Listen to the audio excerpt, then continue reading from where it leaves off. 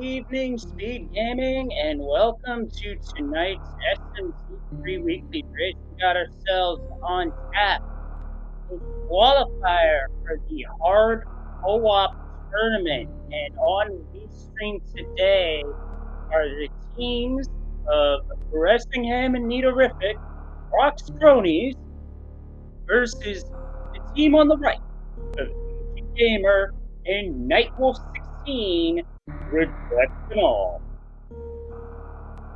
Good evening, everybody. This is Leslie Pro, and it has been a hot minute since I've been around SMZ3, but that is due to other things going on. I do love combo, and it's a lot of fun. And our runners are going to be looking to have fun on their own way, because the teams that are in this are racing to determine their seeding in the upcoming hard co-op tournament, which is the last qualifier. And we are underway.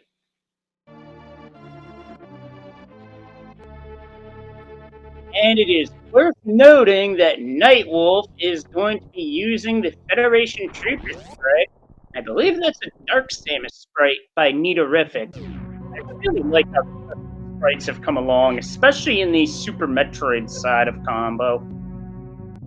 Now, the way co-op typically works is you have two runners going to Link to the Past. The other two are going for Retro Bryn to see what's there on the island. Pack of missiles, nothing important. As for what entails hard logic, we will get to that shortly, as we've got checks going on in Divergence with the map at the Sanctuary, an energy tank at Link's house, and a quick map check is we have got a red crystal at Eastern, a blue crystal at Desert, a red pendant at Hera, and the Morph Ball pedestal has the bow. Unlike a Link to the Past rando, there is no progressive bow, so that is definitely going to be needed. A Sphere Zero bow. Yoo-hoo. That could be something. We shall see. And with our players in communication with each other via a voice call on Discord, this seed's going to get spicy real fast, as we've got a Houlihan strat from Ancient Gamer, commonly done to get money early, and their seeds where it is absolutely necessary. Now our two runners that were in the Super Metroid side now have to make the climb. Personally, I have trouble with this, but Bressingham is making it look much easier than... That's commentator's curse. I will take blame for that one. But yeah, it's not as easy as he's making it look. And look at Nightwolf go up on their climb. Now, and Ancient Gamers has found the Morph Ball in the dam. That is extremely likely to send our runners in the direction of Super Metroid sooner rather than later. So the runners that didn't get the bow, well, they're going to be getting the bow sooner rather than later.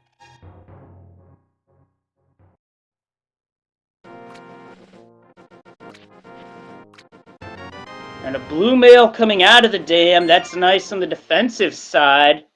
And our lumberjack tree is...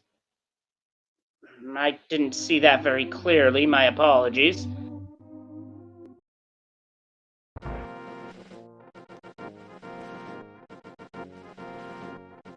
Okay, chat is saying that it looks like an energy tank, which is fine and good, unless for some reason you need that energy tank to perform an Upper Norfair Hell run, which is something that hard logic can ask you to do. And if that energy tank is needed to meet that requirement, then AGA 1 becomes required. In that sense. However, it's also worth noting that our first power bomb pack has been found dropping down in the forest, which Well, SMZ3 always has a Sphere 1 or Sphere 0, depending on how your take on that. You're always going to find one power bomb in the first sphere. This is what I'm getting at. Ooh, nice big 20 drop.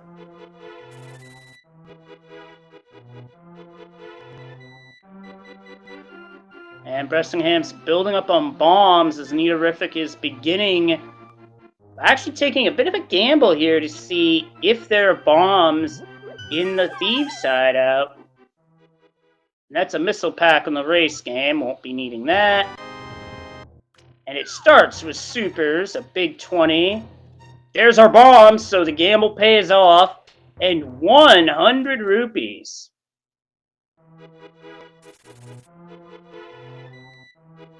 And what's the reward in the back? A heart container. Which with the blue mail at the dam will really help, because that's basically 8 hearts instead of 4 in terms from a defensive standpoint.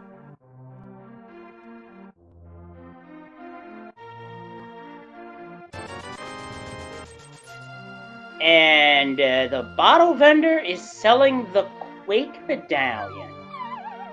That could be required later, we shall see. And the chicken coop today has an arrow capacity upgrade.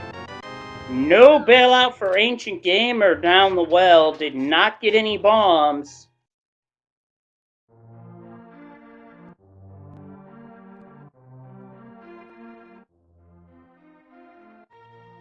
And Nitorific picking up Quake.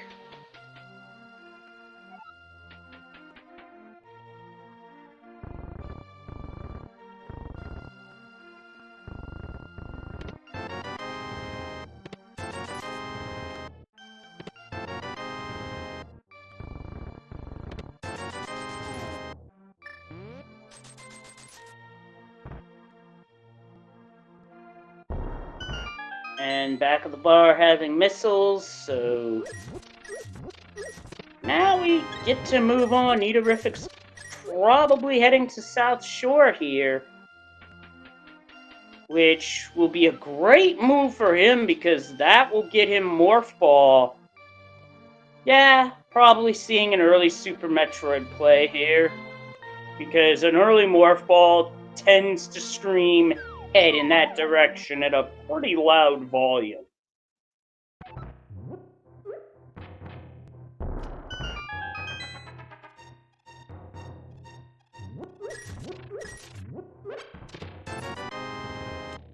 And the back of the well, a green rupee.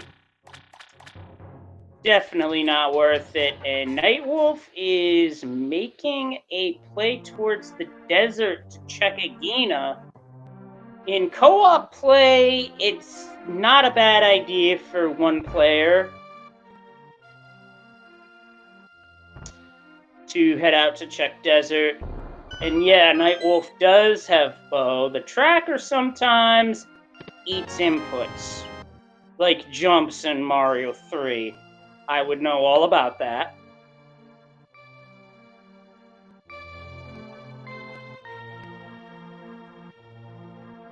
And now we get our first look at Mini Moldorm Cave, which Nitorific is going at with bombs. And now, for Agena, what does Nightwolf find? That is all too familiar, as that is a piece of heart.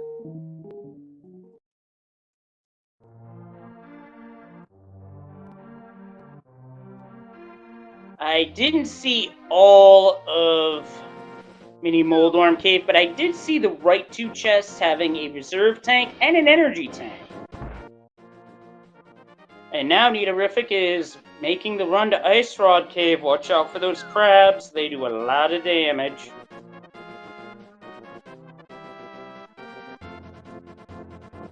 So now we're getting a look at Sahashla's Closet, a shovel, a super missile pack, and an energy tank. That shovel is a fetch quest item, and will it have any value? We shall see. Gotta complete the fetch quests.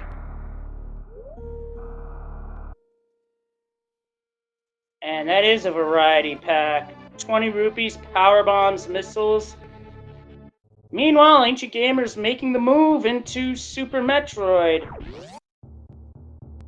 Gonna be a lot of checks made quite rapidly because more fall opens up a lot.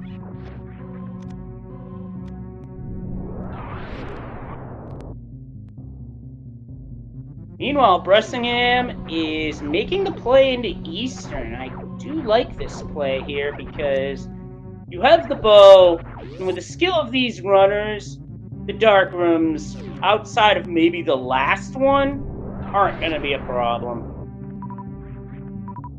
First chest is a big key.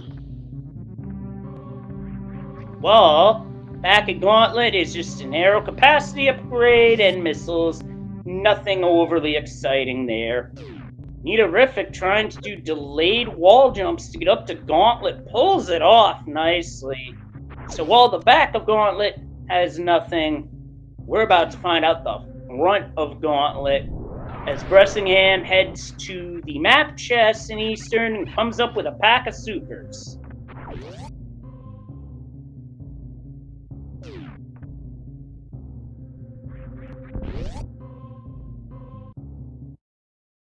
While Bomb Teresa is holding on to 50 rupees, and it's a piece of heart in the possession of, while Nightwolf takes a death, an overworld death too, I might add. Those can be painful, depending on the circumstances.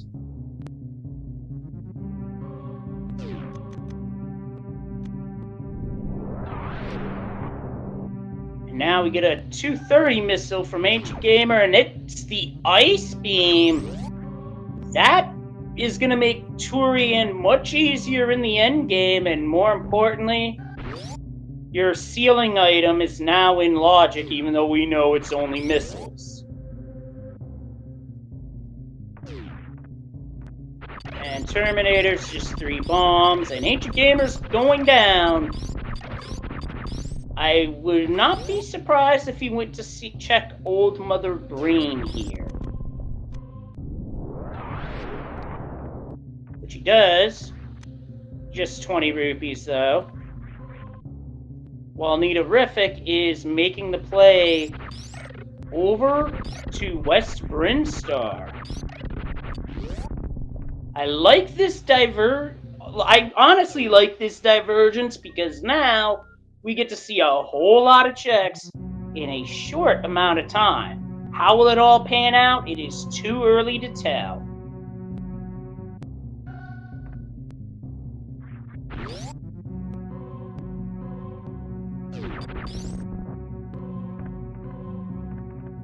And our Mockball Supers area has missiles, super missiles, and E-Tank. That's all at the reserve spot. As Bressingham setting up for the Armus Knights.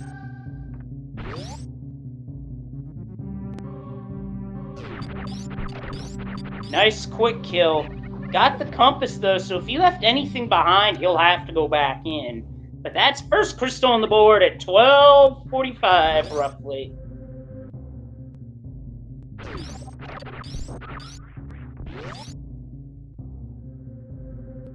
I don't think Ancient Gamer went up to check on to check Billy Mays. Instead, he's gonna blow out the wall, get missiles, and he's heading right back on up, which makes sense.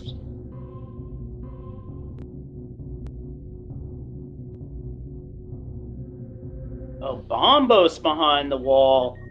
And a big 20 jumping over to the Edakun E-Tank area. And that's a Rupee Horde. And chat pointing out that checking Billy Mays in this scenario would waste all power bombs, so that might be one he comes back to, or his partner takes care of.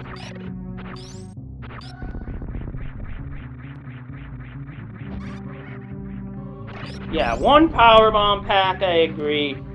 Makes doing all the checks difficult. Meterific should be fine in that regard.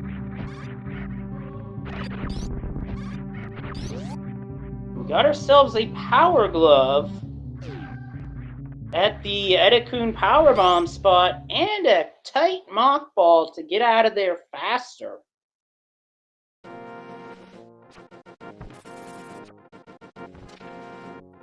We got ourselves some fake flippers going on Nightwolf's side. This is out of logic, but you can get some information here. Not to mention a potential sequence break of the seed.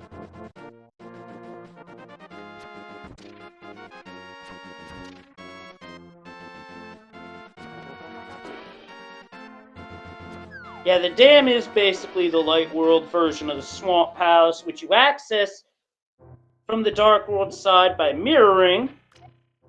Then you drain the dam, and our green pennant's an ice palace. Now, there was a time in this rando where I could have swore that green pennant ice always had something until the day I played a seed and it didn't. That's something to keep in mind. Oh, hi, Gravity Suit. Suitless Meridia is now off the board for tech that our runners will have to do for this seed. Worth noting that because it is hard logic, there are tricks that this game can expect you to do. One of them is Suitless Meridia. The other, Upper Norfair Hell Runs. There is one other one that is rather devious. And that would be, as we see, the shovel is just a pack of missiles. Nice Spore Spawn skip by Niterific. I just hope we don't find Spring Ball, because that means there's a chance that Spring Ball jumping could be in logic.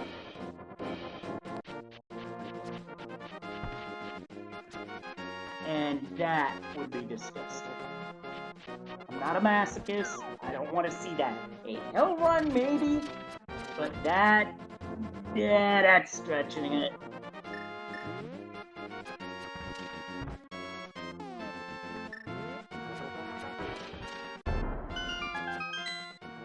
Looks like Nightwolf is taking the bow and arrows, choosing the archer class to go into the front of escape. I do like this play here because in standalone Z3R, bow is one of the random weapons that can pop up. So it's a good strat to go for. Oh, nice wave gate shot by Niterific. First try. 10 arrows the reward, though.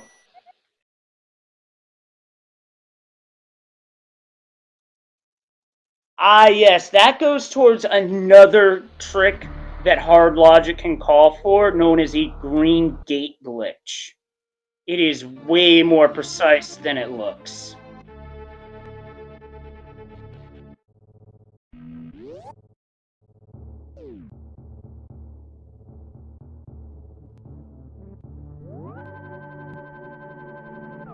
And Green Hill Zone has a piece of heart.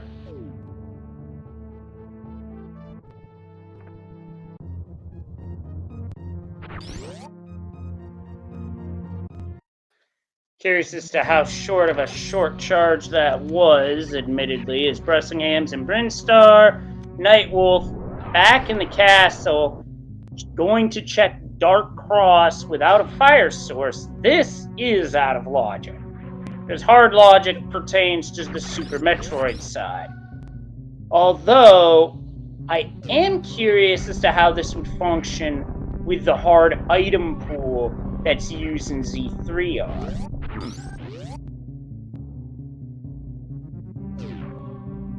And chat pointing out that the first bottle is under the mock ball missile gate, and that is something that Bressingham is picking up because, wow, nice escape.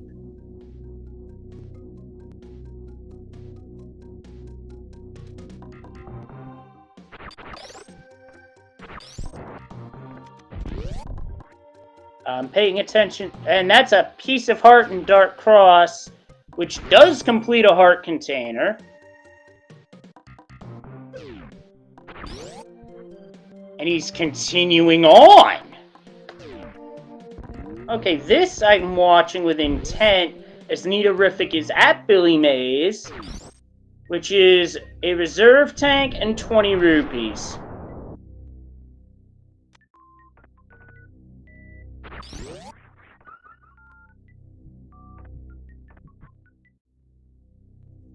I don't think I've ever seen anybody take the Dark Cross check all the way through the sewers.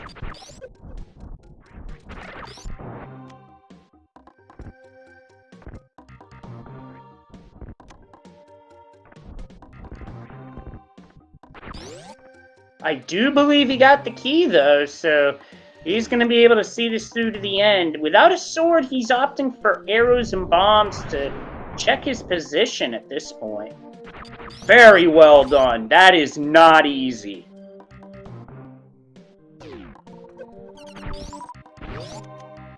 We know this is in logic because of where the glove is, but the rewards are 20 rupees, a power bomb pack, and 3 bombs. So, not quite worth the effort, but worth the information.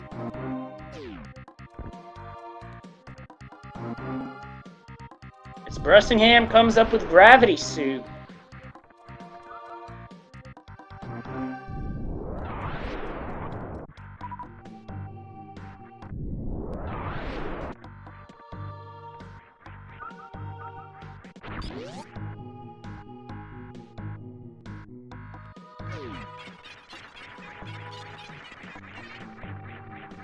Ancient Gamer's closing in on the glove, while Nightwolf is heading to Eastern.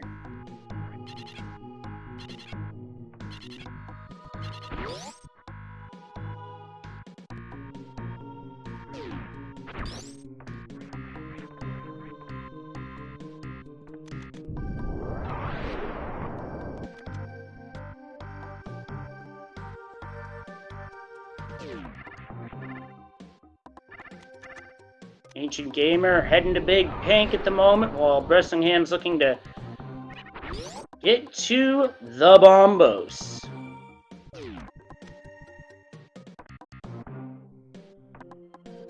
Even with 2 medallions, there's still an off chance that neither one's required.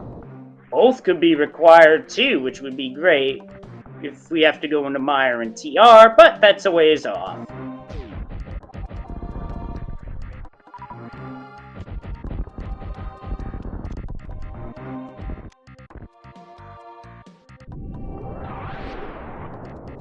And right now, Nitorific is heading somewhere we have yet to see, and that is potentially Red Tower, potentially over to Fantoon, which would be in logic with that Gravity Suit.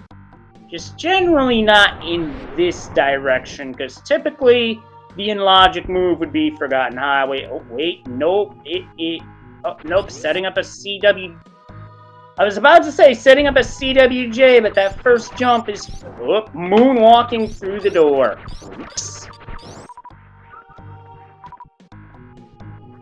Okay, that first jump of the CWJ is frame perfect, and then it goes into a 2-frame window jump. The alternative here would be doing a gravity jump. Oh, so close. I thought he had it. So what the gravity jump is, you jump as you go into your pause menu. And you're holding B as you're coming out of it, and Samus jumps much higher than intended.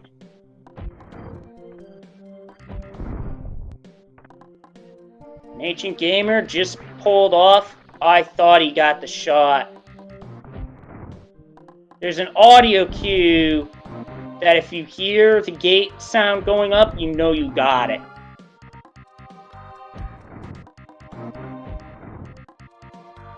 Personally, I find this much more palatable with high jump, but that's just me.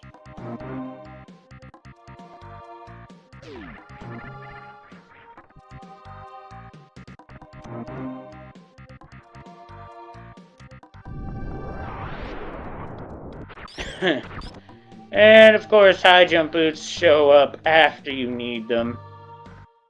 After you go through a spot where they were needed, mind you.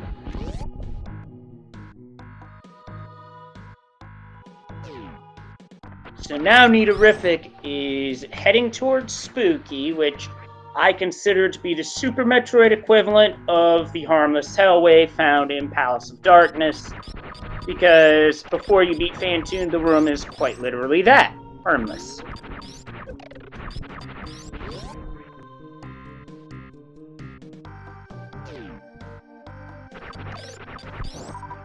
Chat calling out, what did Bressingham skip? A power bomb pack, so not the worst thing that could have been skipped, folks, but still that could have honestly backfired. We've all seen it happen if we've played or watched a rando. As Ancient Gamer's climbing Red Tower, Nitorific is taking on Phantoon, a boss fight that can give you 3 different patterns. A slow, we call them a slow, a medium, or a fast. This has to do with how quick or slow Phantoon takes in opening up that eyeball. This, for example, is a slow. And Nitorific going for a Doppler strat appeared to get 9 missiles in, if I counted it right.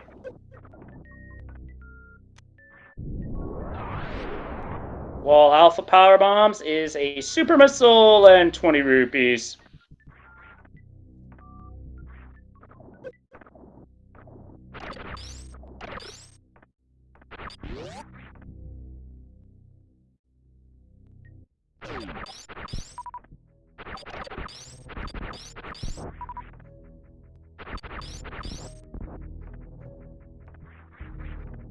Bressingham with the old man finds magic powder on the mountain.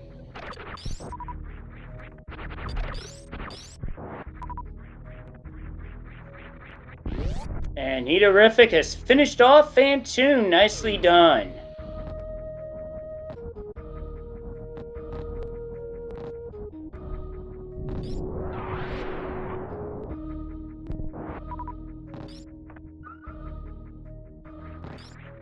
Ancient Gamer coming up with another energy tank. I am really starting to think an Upper Norfair Hell Run's going to be in the cards for our runners.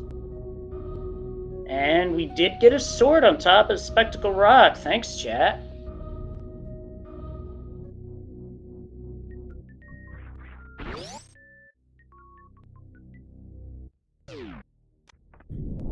And it's super missiles within Spectacle Rock. Not a bad pickup.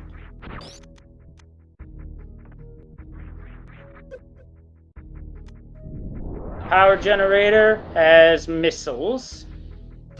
And Nightwolf has finished the Armos Knights off.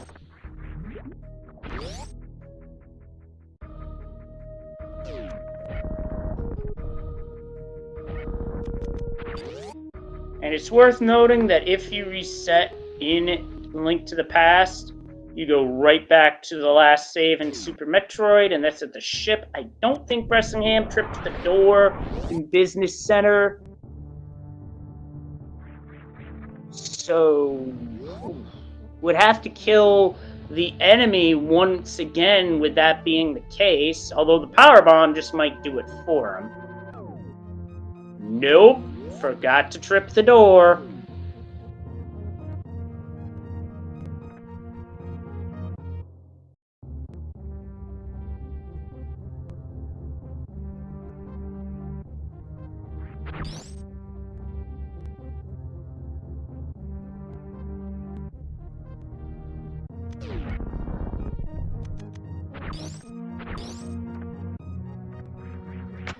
That is unfortunate, but it's not taking a death in Super Metroid when you haven't saved in an hour. That's brutal. Oh, it's missiles that wrecked ship E-Tank, so we're not needing that. And a mirror is at Croc Escape. Oh boy. If we had Grapple Beam, I would be... Well, here's another play that is in hard logic. Mock Ball to Bressingham, trying to save it, and does. Nicely done.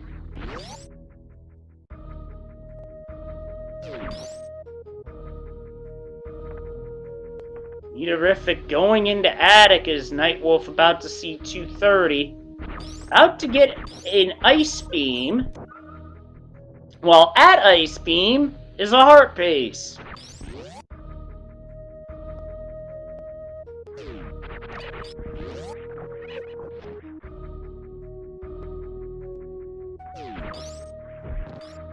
On Ancient Gamer's side, we are getting our first look at Spazer as well as potentially Kraid.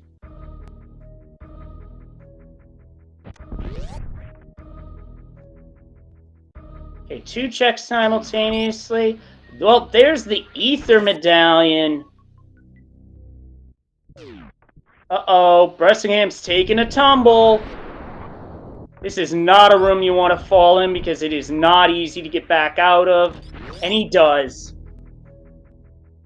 Meanwhile, Ancient Gamer comes up with the hammer at Spazer. That'll come in handy for sure, and you need that to be a Link to the Past.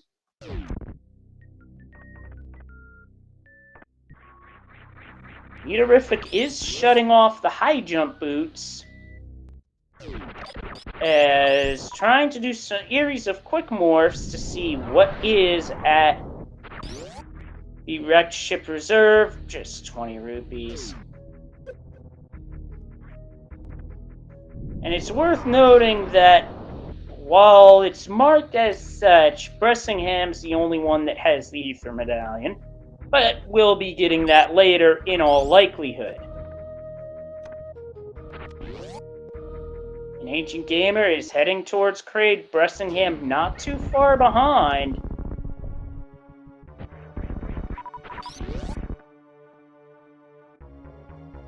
And that's a heart container at the Kraid missile.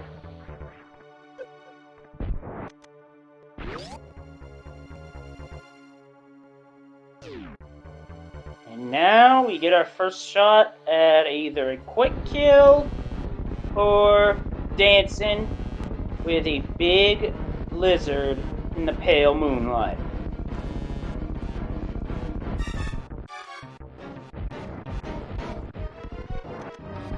And there's a quick kill from Ancient Gamer. Very nicely done.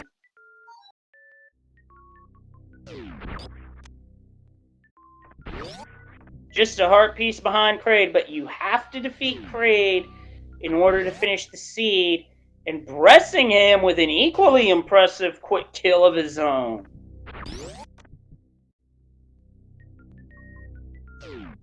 So our runners tonight are 2 for 2. You love to see it.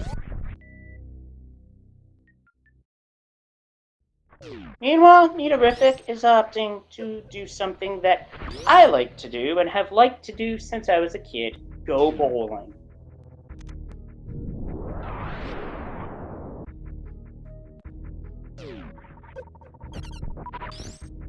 Kraid E-Tank's just a missile pack, but it's free ammo, so you might as well at this point.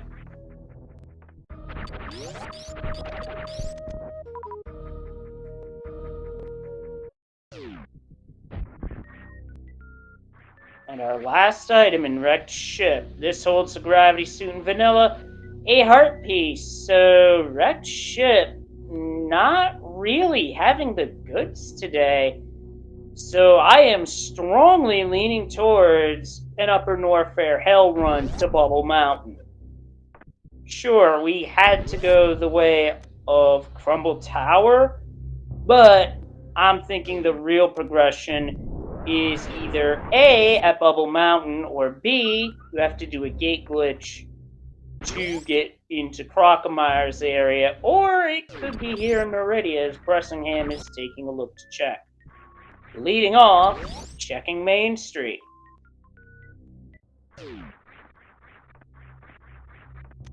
And that's the X-ray scope. And I believe Chad is right. The only thing wrecked ship had of any sort of value, high jump boots at missiles in the sea.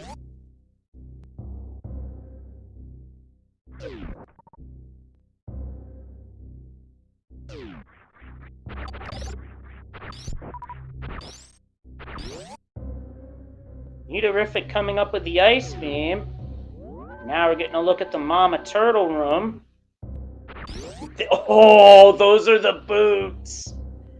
Can Bressingham get there without high jump? And the flippers! Scratch what I said, Meridia has the goods, and Bressingham's gonna have to come back later for the high jump. Now that, or rather, the Pegasus boots, now that you hate to see.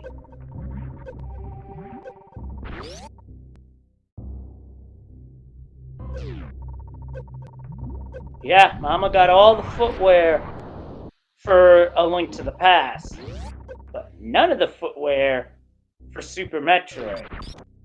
Just saying. And we're about to have another gravity jump from Bressingham. This one, an attempt to access the escape to get to the top of... Ooh, missed it by that much.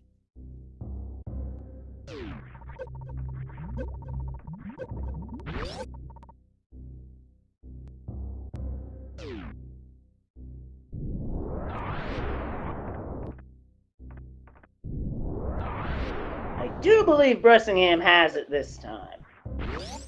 Absolutely, and now another gravity jump to get out of the room, albeit on a crouch jump state.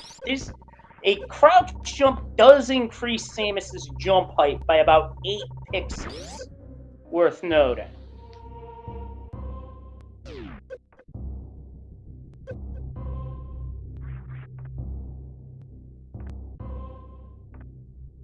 Ancient Gamer has come up with the Ether Medallion.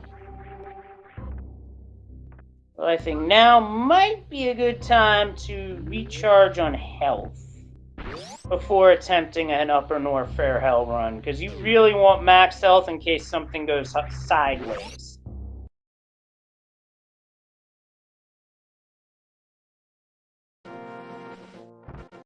Well-timed E-Tank for Bressingham, as that is a full health refill on top of the tank.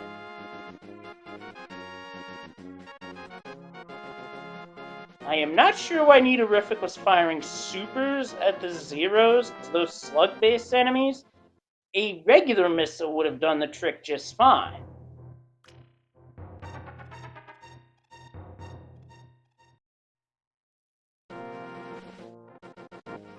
Yep, that is indeed a sword on top of Spectacle Rock, which is locked behind the mirror at Croc Escape.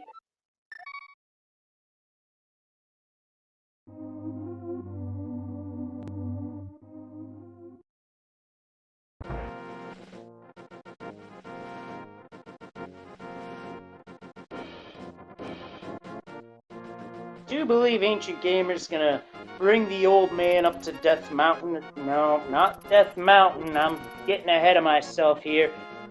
Neaterific opting for waiver damage boosts across this gap. There's no... That cannot be in hard logic. Or is it? Regardless, that was impressive. And it's a small shield, but Neaterific is team never pick up a shield, while the sick kid has a heart container. And we welcome those of you joining with the raid from Speed Gaming 3. This is the SMZ3 Hard Logic Weekly, but it is also a qualifier for the upcoming Hard Logic Co-op Tournament.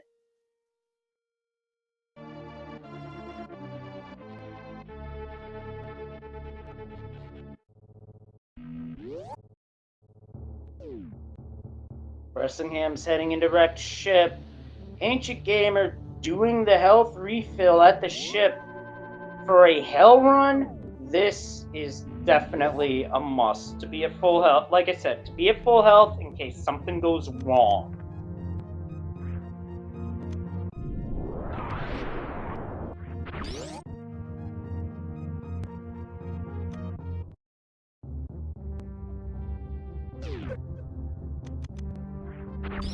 Meterific's closing in on the hammer as Bressingham's about to fight Fantoon.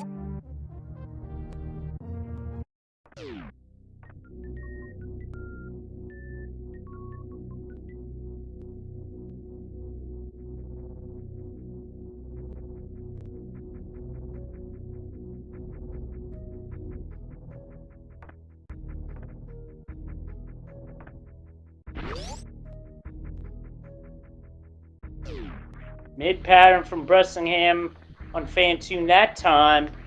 Doing well with the Doppler strats. And now Niterific's going to be doing some Meridia exploration.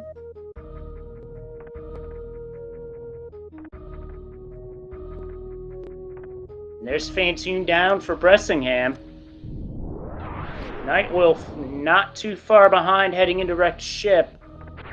While Niterific, I think, can access the high jump boots by way... Wait, I'm confused by their... Okay, there we go. I wasn't sure where they were going for a second.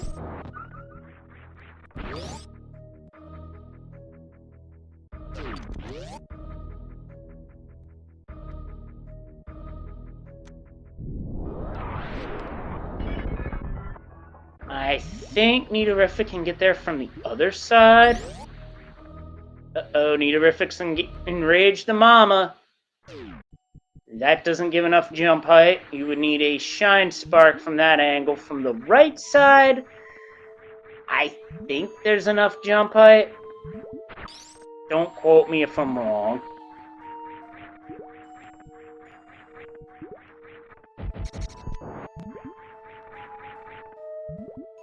But Niterific's not giving up as Ancient Gamer has found the other green rupee.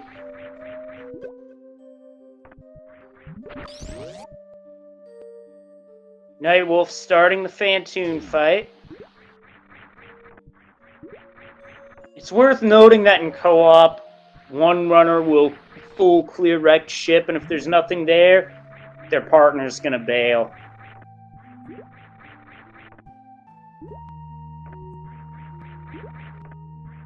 That also goes for a number of one-off locations. If there's nothing there, the partner's not going there.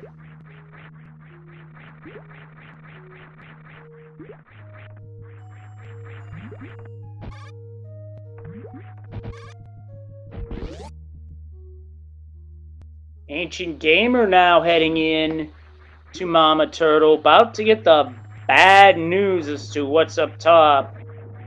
But don't forget what's in the wall.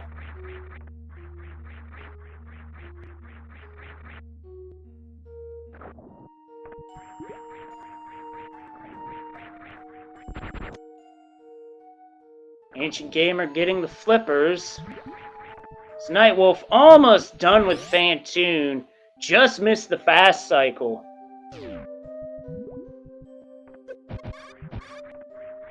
And Fantoon's done for Nightwolf.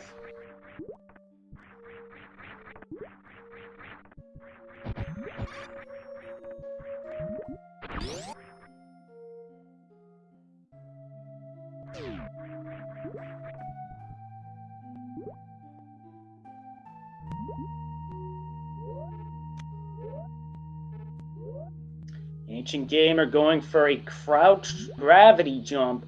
Gets enough height there, while Waterfall Fairy has the Varia suit, so those Norfair Hell runs just went by the boards. But that's not necessarily a bad thing unless you really like hard logic stuff.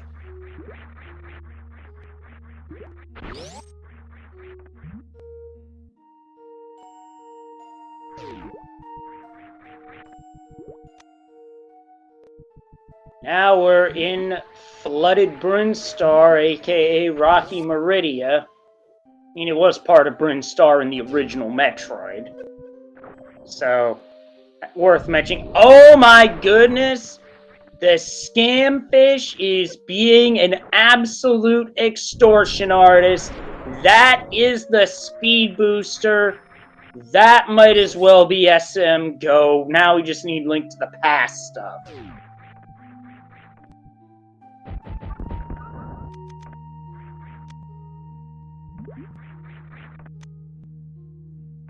And it's just missiles at the back of Rocky Meridius. Or, yeah, Rocky Meridia, Flooded Bryn.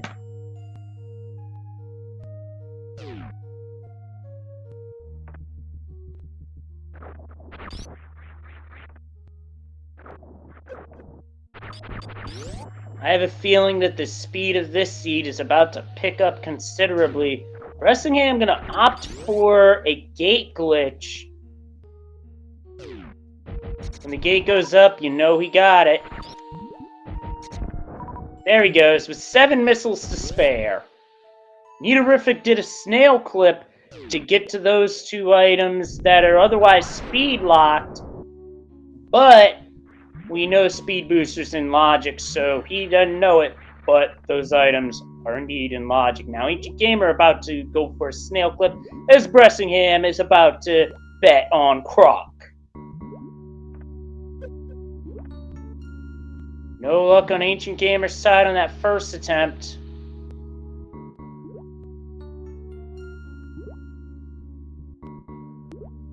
I did not see any value in the left sand pit, so Neaterific's just going to move on.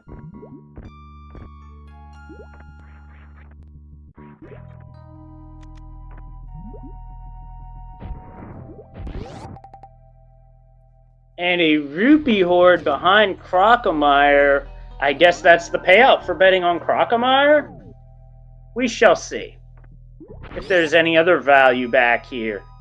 Because right now, of our 4 featured runners, Neaterific knows where it is, but Bressingham's the only one who has the speed booster. While I got a moment, it's worth mentioning that the gate glitch / green gate glitch, it can only be done shooting through a gate right to left. Left to right does not work.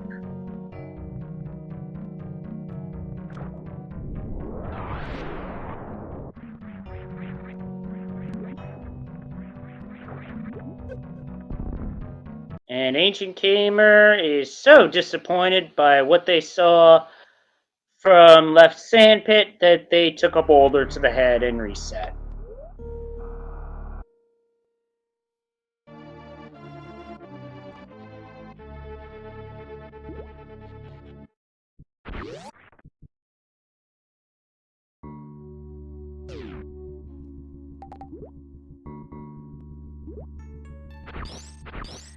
Now, Bressingham had his Shine Spark attempt eaten. Does a jump up to see what's at Indiana Jones. It's just missiles. Meanwhile, Neaterific against Kraid. Bricks the 3rd shot and misses the quick kill, so it's time to dance. Hey, we have a sword at Vanilla Grapple. And then Neaterific finishes off Kraid quickly. Not the quick kill, but a quick kill. And we found a second sword that we can access in the right sand pit.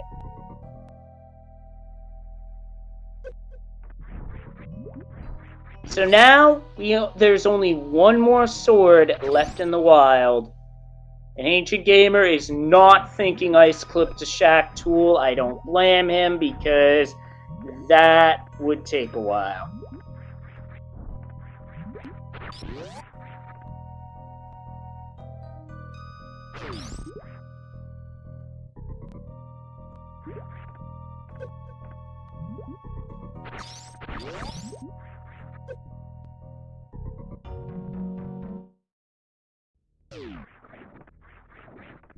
Bressingham is heading for the Croc escape item, which we know is the mirror. Is he going to try and Shine Spark to it, or... No, he's going to high jump, wall jump to it. It works, has the mirror, so now, on Bressingham's side, Tower of Hera, to a point, as well as East Death Mountain, are open. But that's not where he's going right now, no. Instead, heading towards Cathedral and potentially Bubble Mountain.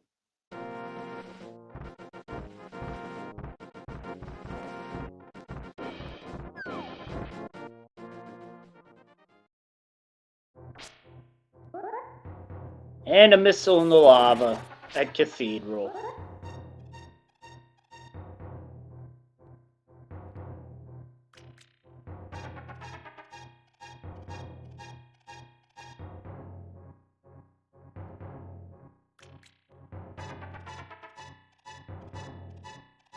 Meterific in the dark now. While Bressingham taking our first look at Bubble Mountain gets shot by King Attack, but in a way where making it won't be an issue.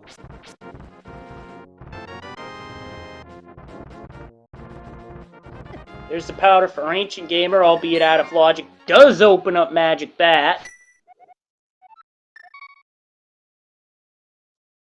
Above speed, a heart container, and at speed today is just 3 bombs. Right now, we really are looking for our Super Metroid, not our Super Metroid progression, or a Link to the Past progression. Because a Shine Spark would enable our runners to get to the boots. And from that, more checks open up in a Link to the Past. I do believe Ancient Gamer is going to make the play to King Zora, and oh boy. I gotta ask after the race what their thoughts are on Speed Booster being on King Zora.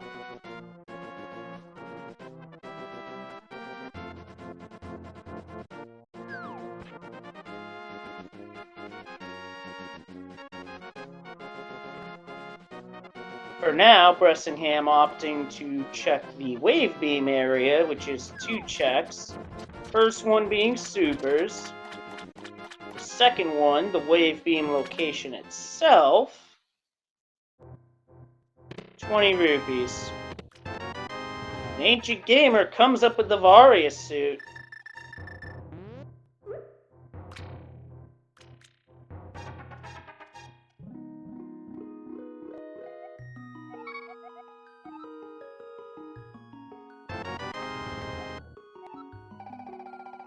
And that free green potion is gonna enable Ancient Gamer to fill up on magic while Nightwolf picks up the hammer.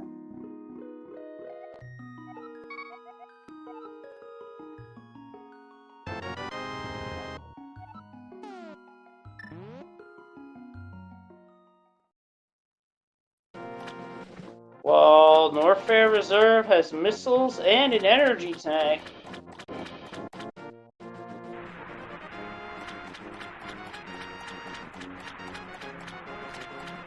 And someone in chat has called out shrooms. I'm assuming that the mushroom was found. And it was Bressingham who found it. So Nitorific knows what's at King Zora. Ancient Gamer does not.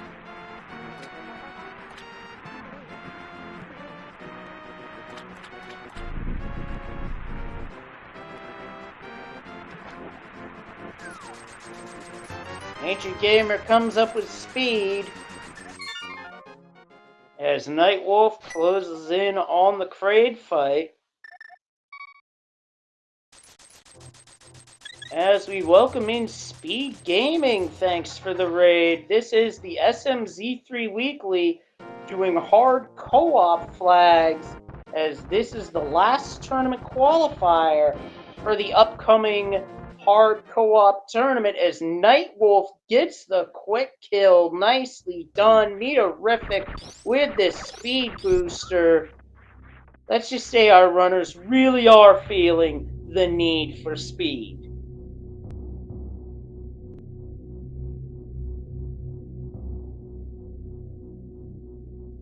I believe Bressingham is doing a lava dive / gravity jump. Gets it first try. That's to get out of the lava pit and get on your way to Lower Norfair.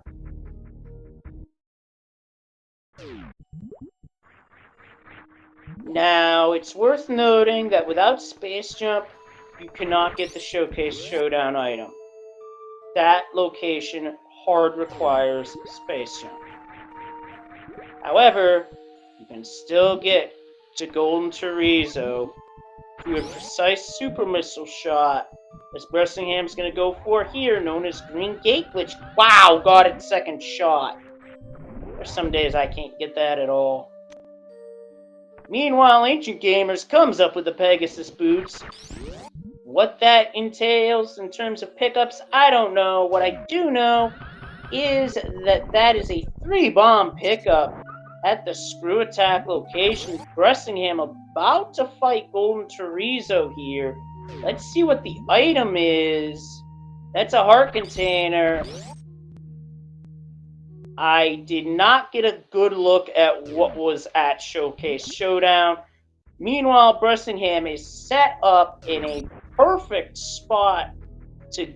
Oh, the charge beam. That is a disgusting location for that, because we do not know where Space Jump is. That is an extremely helpful item, and it's very unfortunate that Bressingham cannot get to it right now. It might help his partner, but it does him no good.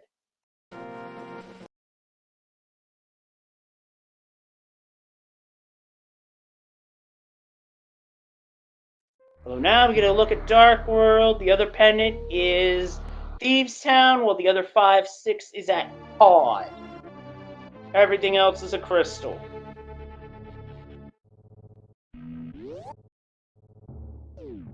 Although this mirror does put Desert in Logic, it also puts Desert Ledge in Logic. So you might as well check Desert while you're here. That was a bottle, and Bressingham's like, thanks, but no thanks.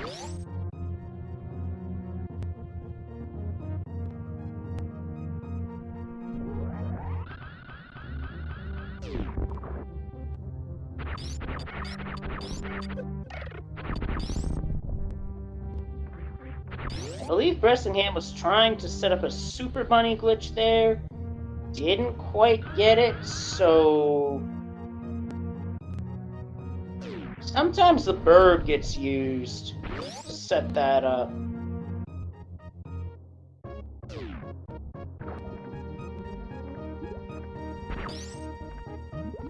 Based off his movements, I say he got it. This does enable chests to be opened up out of logic in not only Myers Shed, but on Super Bunny Cave of Dark Death Mountain, hence the name of the glitch.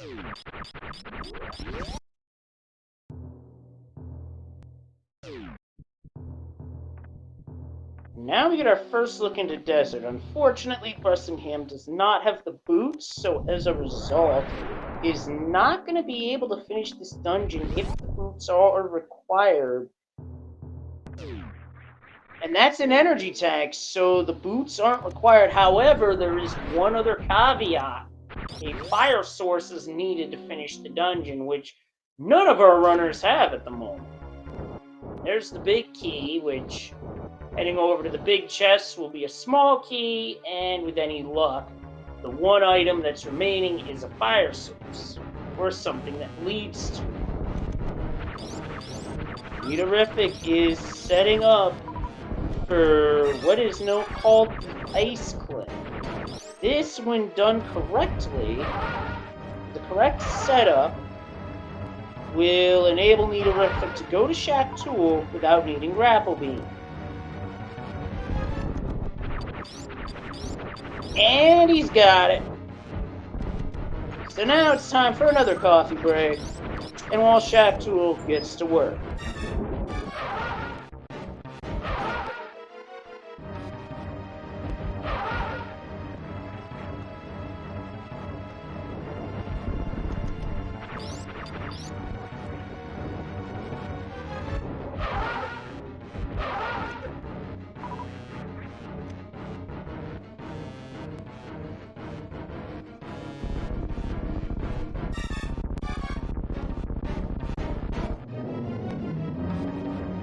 So it looks like, unfortunately for Bressingham, the final item is on the boss, so we'll have to come back later. Ancient Gamer Dispatch and Shack Tool, and Ancient Gamer just back in faint tune while Nidorafic's at Shack Tool. The item here is just a missile pack, so that is absolutely not worth it.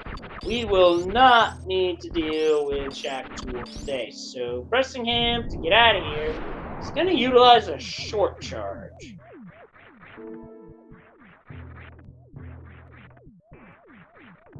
To do a Shine Spark just like that.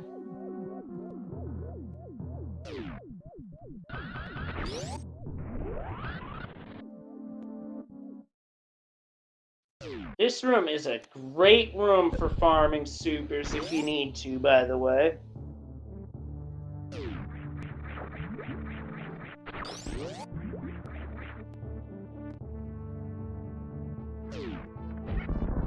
Nidorafic taking our first shots at Batoon.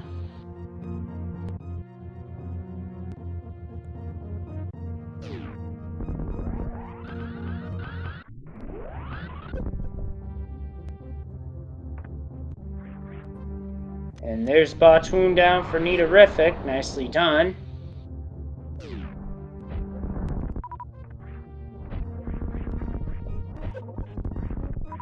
There is our Moon Pearl up at the landing site Power Moms.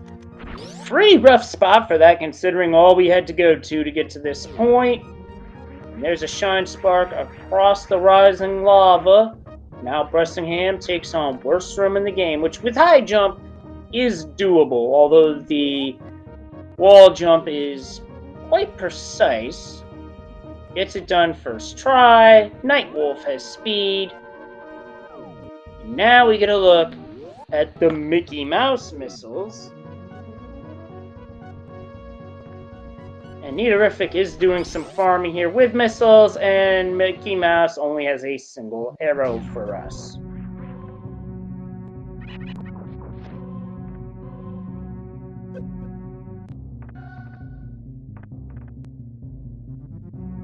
Looks like Ancient Gamer's gonna head for Shaft Supers here, which isn't a bad idea because that's a check we have not yet seen.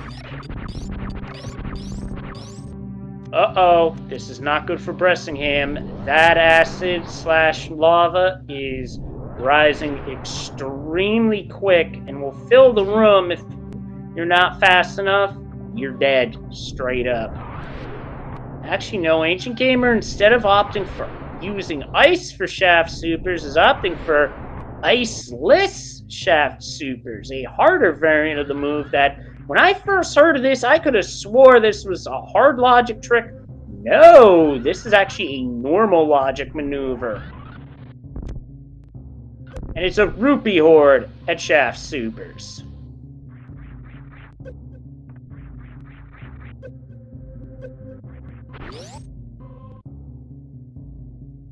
Boss time for Nidorafic, as now it's a Dragon fight using only ammo.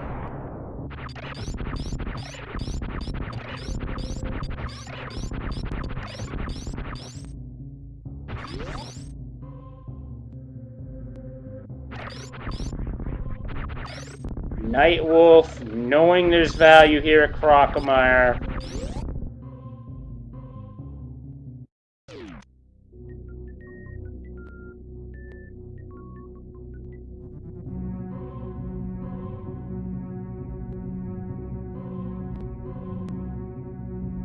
Nidorafic racking up the damage right now.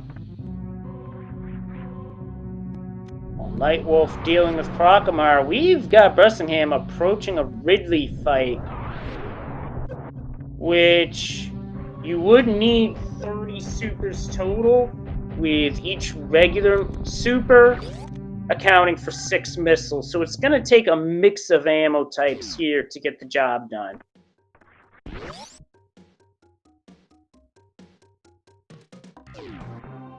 Bressingham's made the switch to supers, which is extremely good DPS against bosses.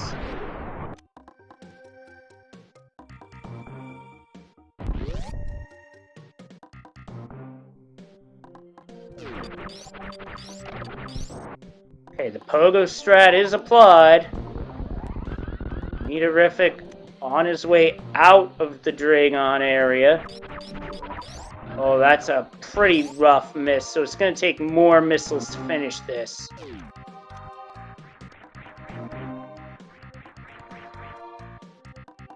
Okay, I think that's enough. Still taking some hits, however, and that'll do it. Ridley is down for Bressingham.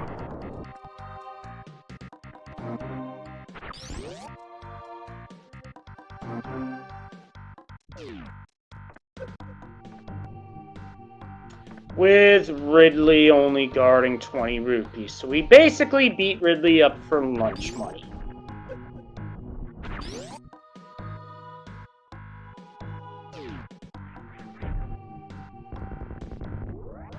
Quick moment for farming on Nightwolf's side to get up to the Croc Power Bomb, which is just 3 bombs, so that location bombed.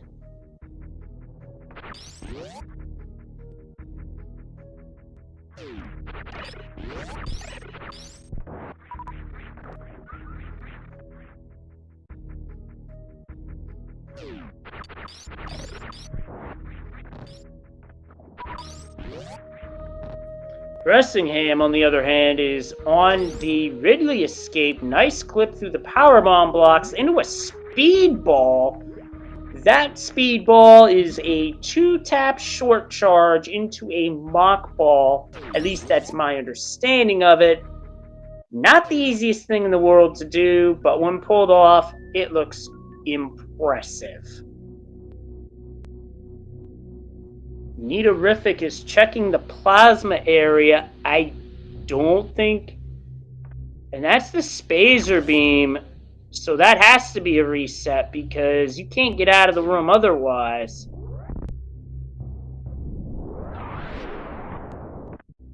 Nice backup jump to get up to the grapple beam spot, which is Nightwolf's first sword. Now, Nitorific is the only one of our 4 runners to not have at least 1 sword.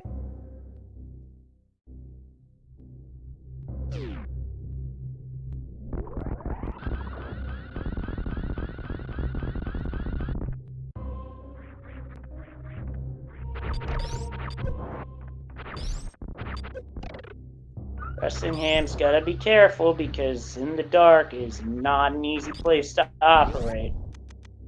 And the locked up item is the red boomerang, and I don't see that getting picked up on this particular seed.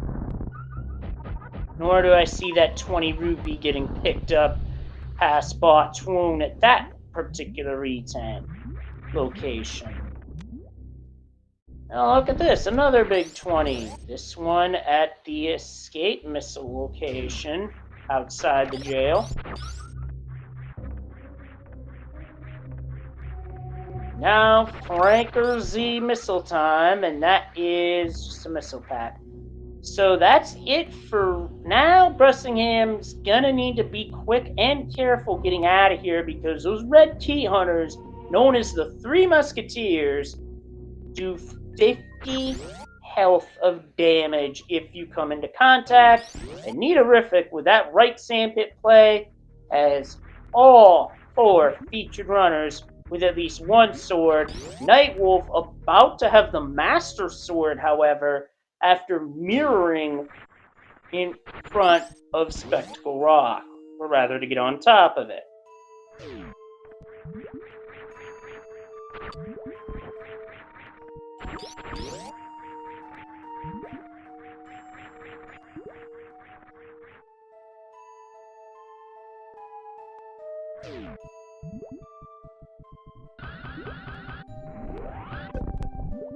Never sparked from Ancient Gamer, and he's on his way in Meridia.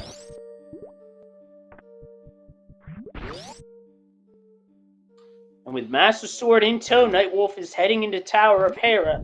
Without a fire source, the basement is off limits. However, with a trick known as Hera Pot, our runners can get around this otherwise fire lock, which can be done without hookshot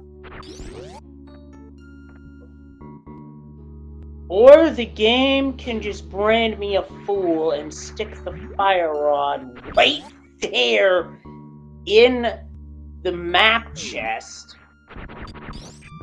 I swear that is a case of the game knows. With this fire rod, Nightwolf will be able to get the big key without having to use Harapot to finish the dungeon.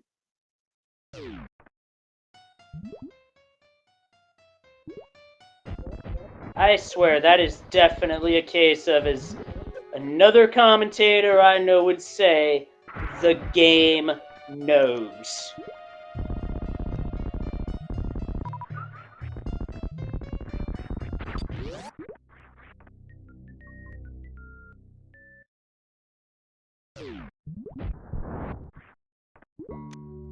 I'm just gonna shake my head at that. Anyway, with the big key, Nightwolf will be able to climb Tower of Hera, Bressingham about to get the Pegasus boots.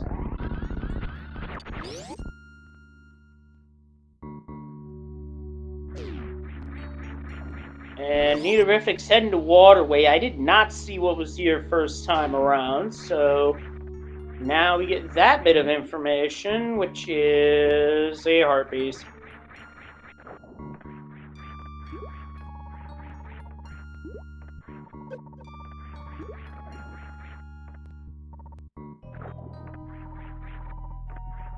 No full halfie from Ancient Gamers, so gonna have to take this the slow way, and dealing with the mock droids as well. They will drain out your health, but not nearly as quick as a regular Metroid, and you can get away from them.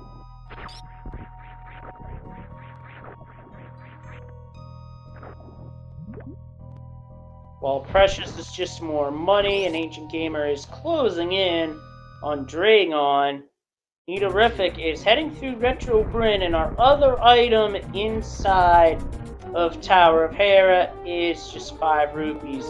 Nightwolf, however, is going to continue on to Moldworm, which, honestly, at this point, you might as well, because it's a short enough dungeon where beating the boss, Pendant or Crystal, isn't necessarily a bad thing. It's like Ancient Gamer's going for Shine Spark strats, which to pull off requires a short charge, and he's doing a very good job of it, I might add. Bressingham finishing off Bot's wound, and there's the blue suit from Ancient Gamer. Very nicely done.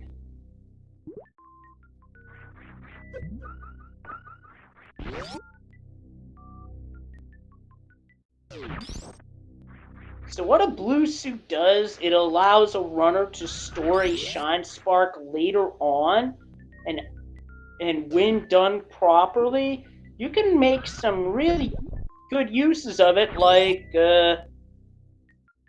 just doing a quick Shine Spark to get out of Dragon's room. That's one such application for it. One that I've seen at the GDQs is converting that into a spike suit and doing a reverse halfie. And speaking of halfie, oh, Bressingham just missed the full halfie. Thought he was lined up for it, and then just ran out of time to pull the trigger on the Shine Spark. Good on him for going for that, because the timing on full halfie is insanely tight.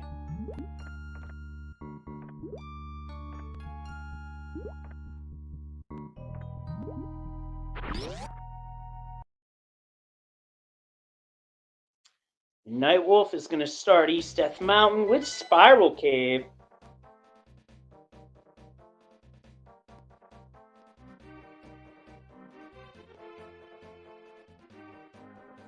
Ancient Gamer is getting a look at the Dark World map by way of the Meridia port.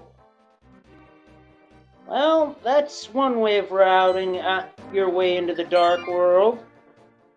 Pretty sure that's the first time I've seen anybody make that their first Dark World trip, Pearl or otherwise.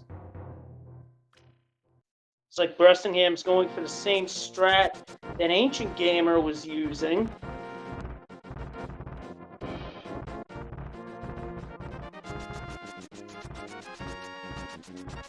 Yeah, unfortunately, neither Bressingham nor Nitorific have come across the Moon Pearl. And it looks like Bressingham's just going to use ammo to finish off Dragon. Was going for a spike suit there, did not get it. At least I don't think. Based off that movement, yeah, just going to opt to shine Spark out. While Ancient Gamer comes up with the Master Sword, Nightwolf is up to Tempered Sword. Was that a Spiral Cave, chat?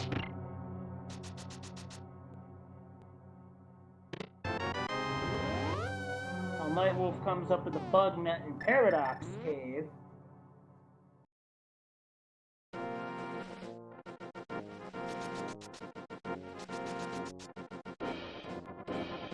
And that is a Master Sword that Ancient Gamer has. Ancient Gamer opting not to go into Hera, that could be costly because that is where the Fire Rod resides.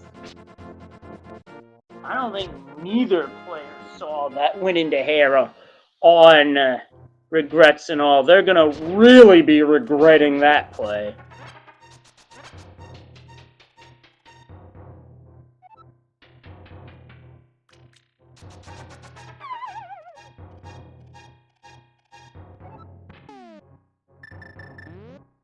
Oh no, Ancient Gamer did get Fire Rod. I must have missed that.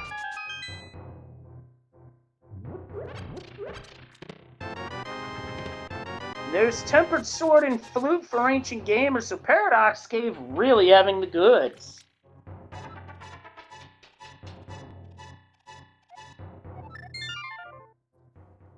An Ancient Gamer, by way of knowing that there is nothing there, is just like, yeah, nah, I'm good.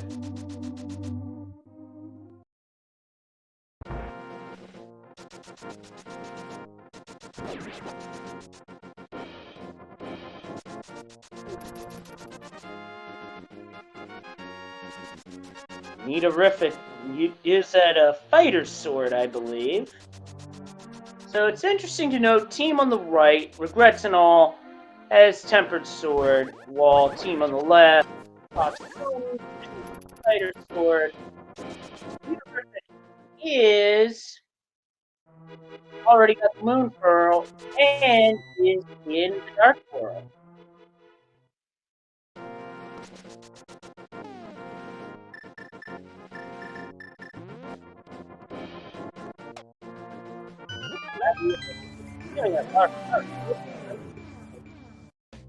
Which is a bottle.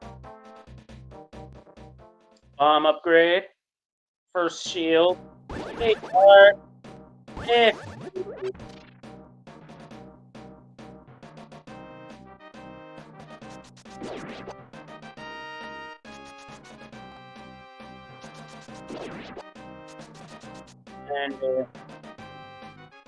Wolf's heading back to Death Mountain. I'm just trying to figure out which way he's going. Death Mountain to be a safe wood. Oh, that makes sense. Full wood right away. I like this play personally because just got the Fire Rod, as well as Dark World access. All wood is crystal. Looking for Ice Rod, Hook Shot, Titan's Mitts. You might as well take a shot at it.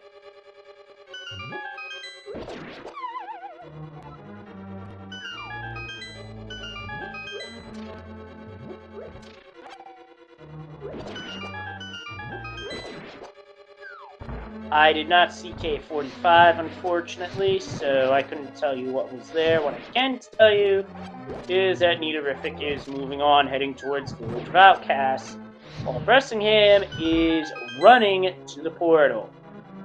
Nice spin dash.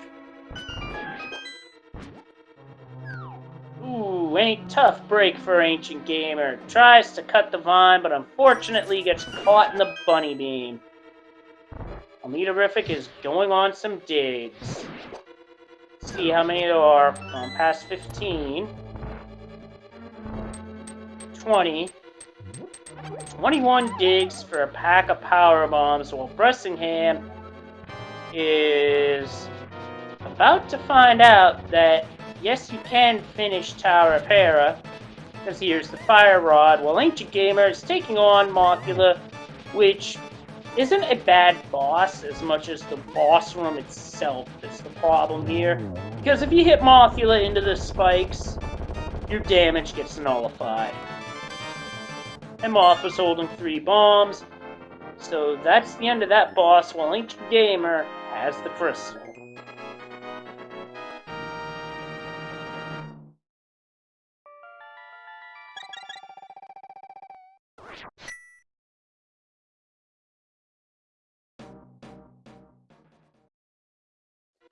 And Bonk Rocks had the blue boomerang. Now, note that for Compromiser tracking, our tracker here at Speed Gaming does omit certain items, such as the boomerangs and the lamp. But I still will call those out all the same. Also omitted on the Super Metroid side are the Wave, Spacer, and Plasma Beams. Of those, we know where Charge is, and we've accounted for Spacer. The only one not accounted for is Plasma.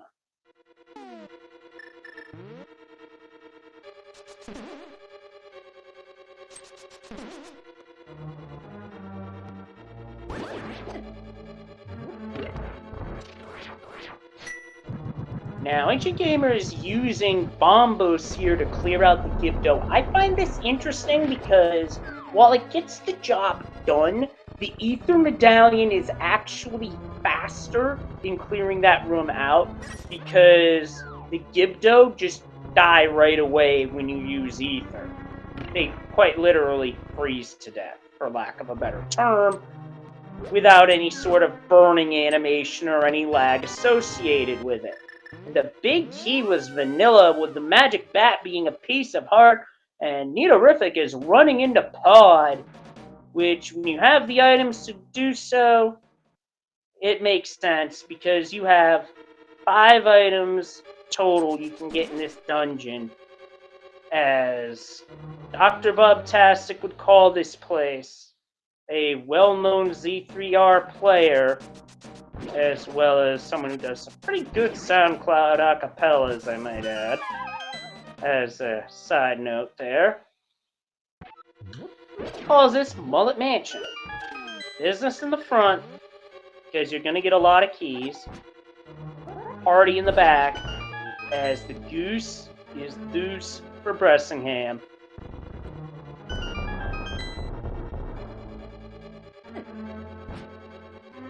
Mark, mark.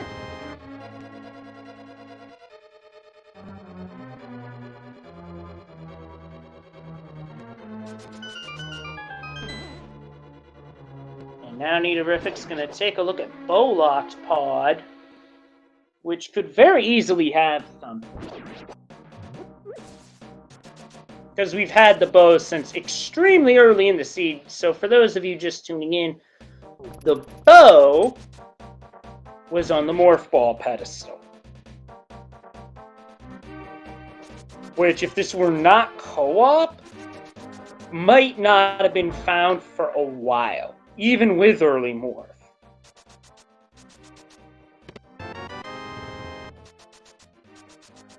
Just keys on the Bowlock side of Pod.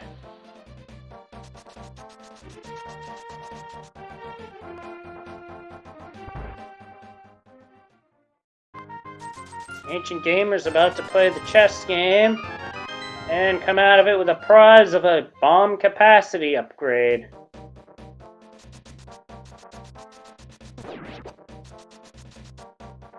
Now, this seed K45 gave us 20 rupees, which is not worth it.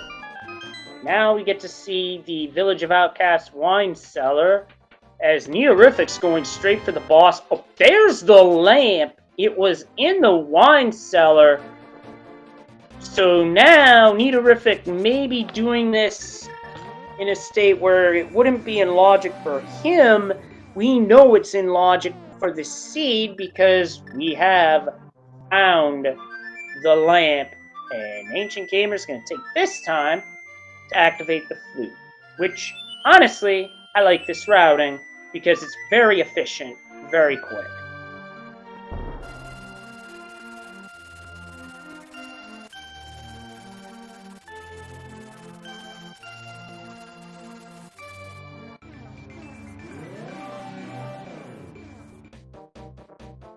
Meterific putting in work dealing with the turtle party by flipping them over and then using Bombo's very smart move. This is also a very difficult Dark Walk without Fire Rod, which honestly I would not recommend doing unless you really know what you're doing.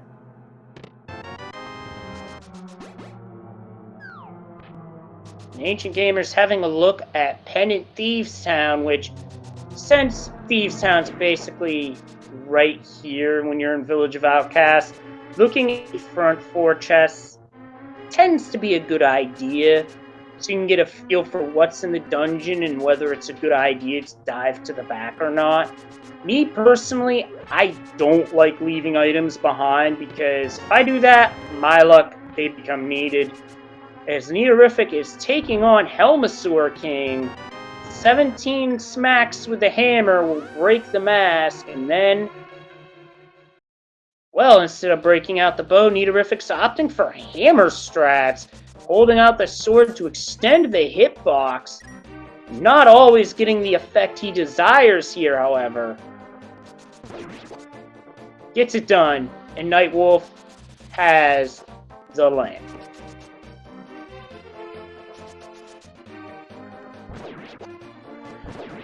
Oh my, that play is going to pay off tremendously for Meterific. That's the Titan's Mitts on the Helmasaur King. Holy smokes, talk about being rewarded for not only a great Helmasaur fight, but an absolutely brilliant Dark Walk as well.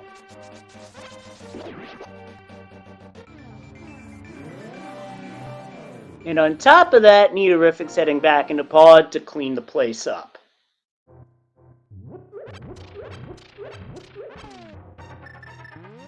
And with all that going on, Bressingham's up to 4 swords.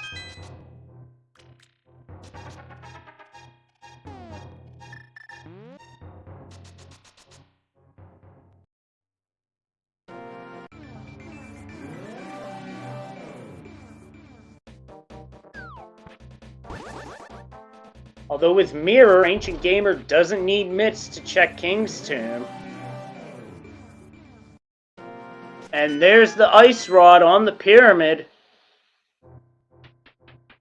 which Nightwolf comes up with. And we've got Red Mail, which for co-op is not a bad thing to find, especially if you're the player that's not picking up a lot of the heart pieces, because that'll help compensate for the lack of health. Or health, I should say.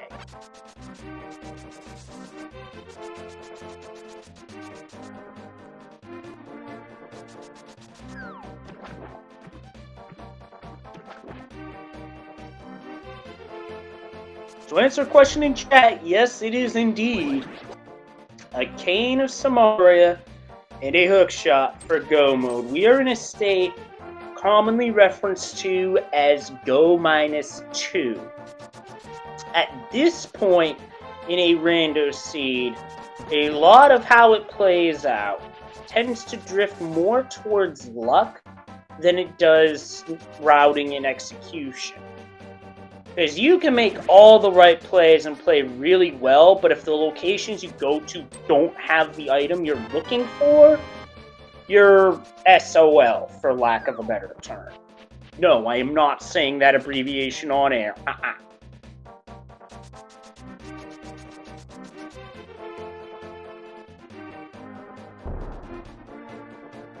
Do believe Ancient Gamer is going to be mirroring here to check Hobo. This is good routing because it saves versus having to swim all the way around.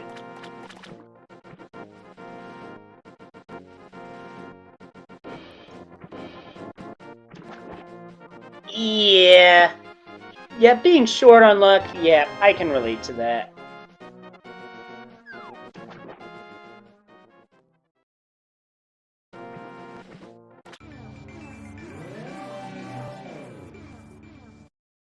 Now we're gonna get a... No, we're not gonna get a look at Bumper Cave. I almost called it Cape Cave for some... You need the cape for it. That's why I almost called it that.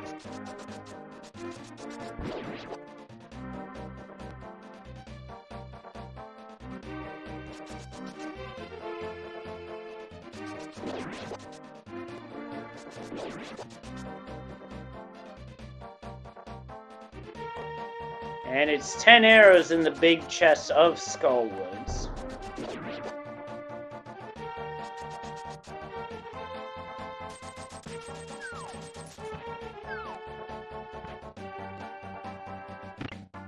Nice wall jump to get up to the Norfair Reserve area. And there's Nightwolf's mushroom. Although I would have to imagine that being in Norfair, in a very hot room, that mushroom has got to be insanely dry.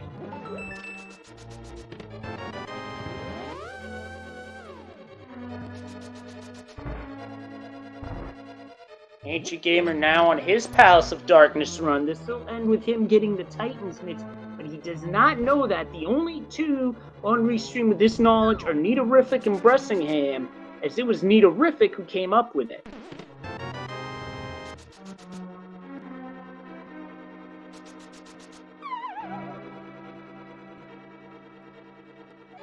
Nightwolf is going for and getting the Bubble Mountain wall jump. Easier to get when you have high jump boots. Without high jump, oh boy, it's not easy to get.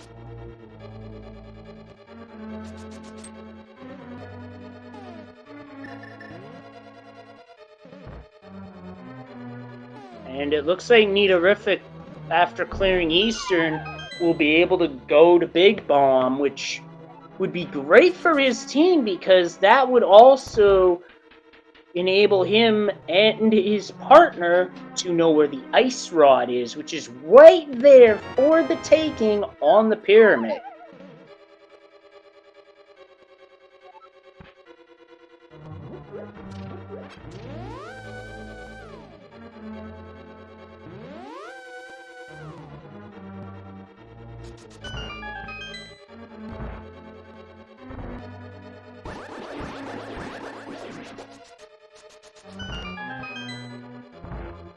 Although, based off Bressingham's movements, a mushroom turning could be in his future.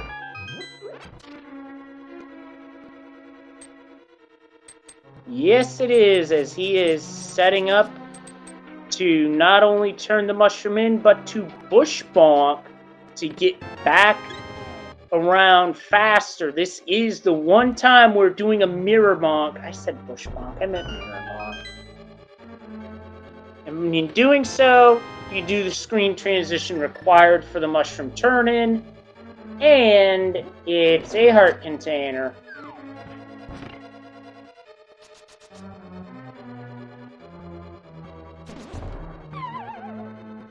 That's Eastern done for Nitorific. Now for Big Bomb. Well, we'll see what that entails.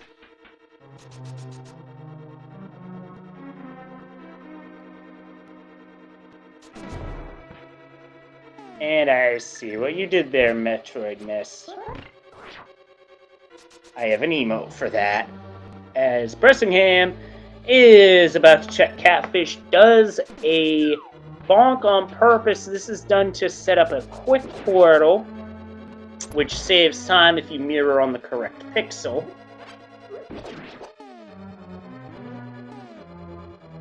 Gets it to go, and Nightwolf's going for a lava dive doing the lava dive gravity jump.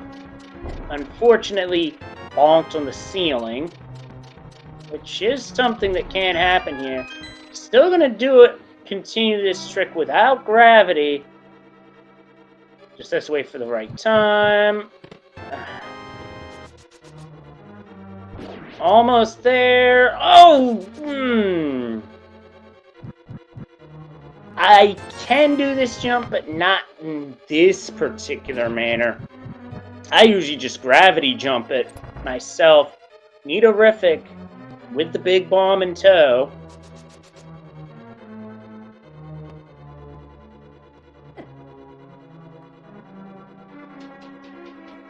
Nightwolf going for another gravity jump. Gets it this time. Now we get to see what's in the Pyramid Fairy.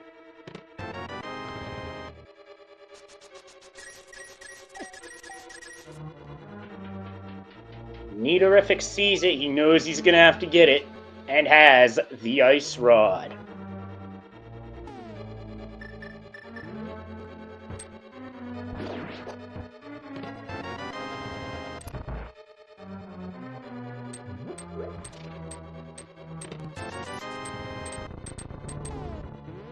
I didn't see it because I was seeing what was at Harmless Hellway.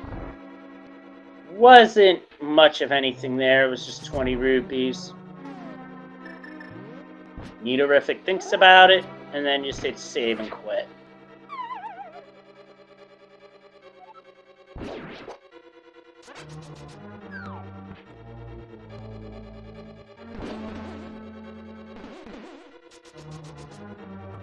There's a green 8 glitch from Nightwolf.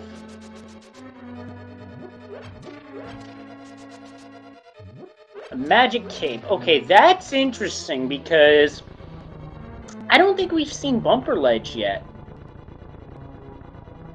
And with the cape, we can get the item that's at Bumper Cave. And now in logic is Spike Cave. Okay, so Bumper Ledge was rubbish. Okay. Unfortunately, this strat works best with GT in the corner. Nightwolf's not in a good spot here, as farming is now required.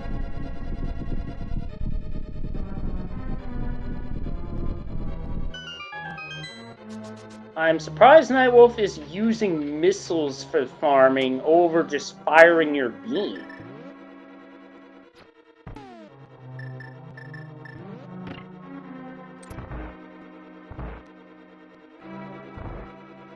And the job is done.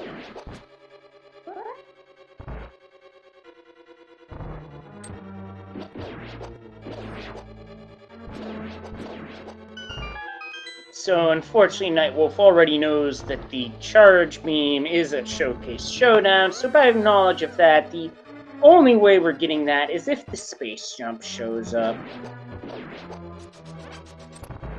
Now we're gonna have near simultaneous Helmasaur King fights on our screen. On the top left, Bressingham, on the top right, Ancient Gamer, and it is the Bombos medallion needed for Turtle Rock.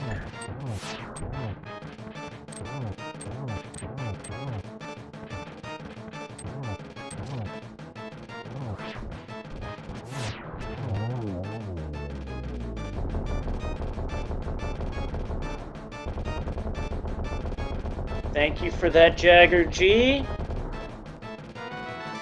And missiles are the better and eggs are the better option because that crescent beam attack, not only time consuming and annoying, it slows things down considerably.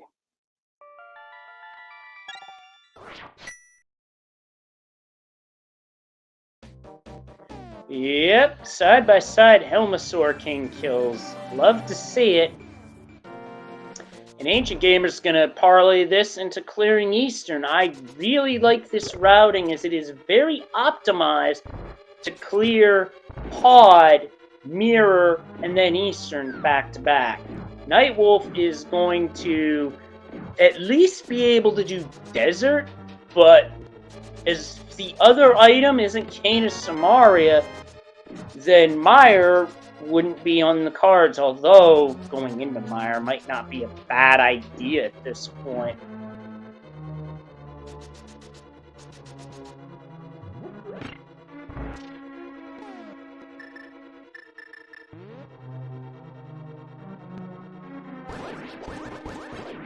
Bressingham gonna give Thieves Town a look. At least the first 4, anyway. You haven't seen anything beyond that. We had Nidorific up at Tempered Sword. Although sometimes the tracker can be temperamental, folks, so bear with us.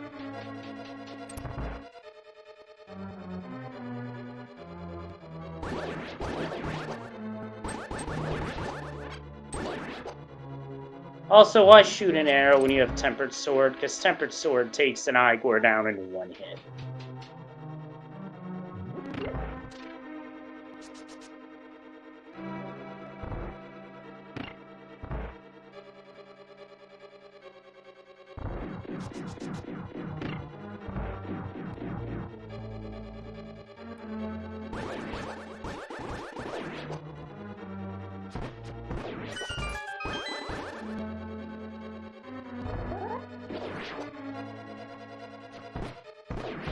And Nidorific is looking for hearts, and yep, this is a Spike Cave play. This will be good information for not only himself, but his partner, to know if something is here or not.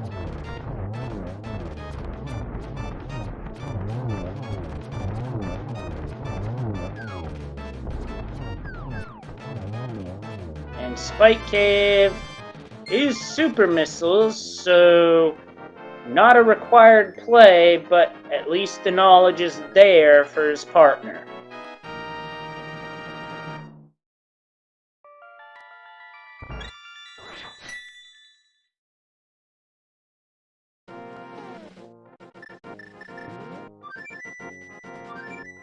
And Bressingham inadvertently throws the bomb the wrong way.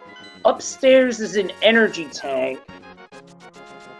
And yes, Misery Mire is indeed Quake, lost in the shuffle of all the chaos of the past several minutes.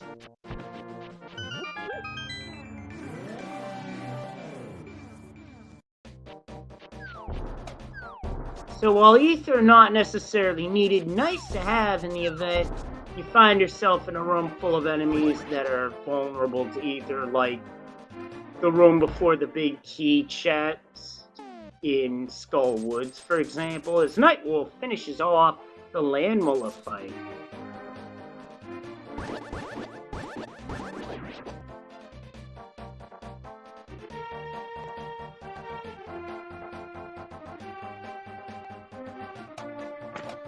Blind Cell wound up having just a piece of heart. So now we're going to get a look at the big chest, which could be something. We shall see. It is the map. So if I saw everything, then either Bressingham's doing this for the pennant or there's an item on the boss. But there's also something else on the boss. A pun. A cheesy one-liner. What is it today?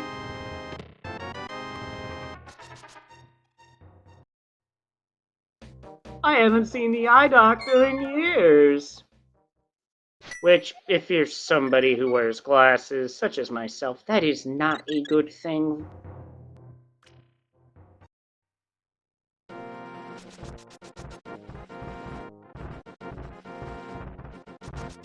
And with that, down goes Blind, as Nightwolf is currently in Mire, looking to see if there's anything here, such as Cane of Samaria, or maybe even the hook shot leading to it.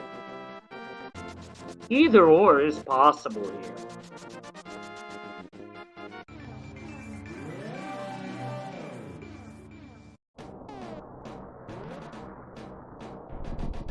Looks like Ancient Gamer is about to do the Spike Cave walk.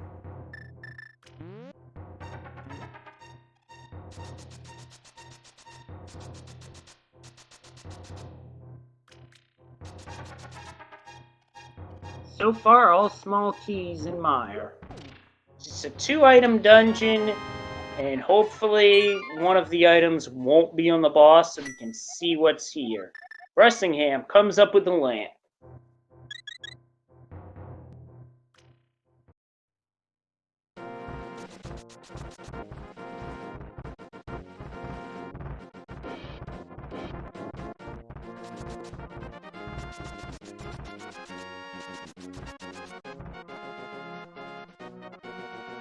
Barely got the powder off on that anti-fairy. And Nightwolf's gonna avoid the cutscene chests for now. But based off of that chest being a small key, I'd say it's unavoidable here. You got a 2 in 3 chance of the big key being fire locked here. Might as well take it, as Bressingham's giving us our first look at hammer pegs, and that's 20 rupees. And now we're about to see the first part of the Smith chain. There's the big key, fire locked, but in the compass chest. At least I believe that to be the compass chest. It's been a while since I've played the game vanilla.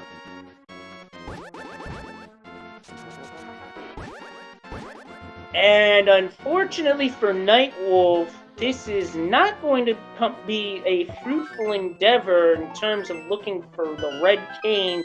As Bressingham has it, we've got ourselves some cane smiths on our hands today.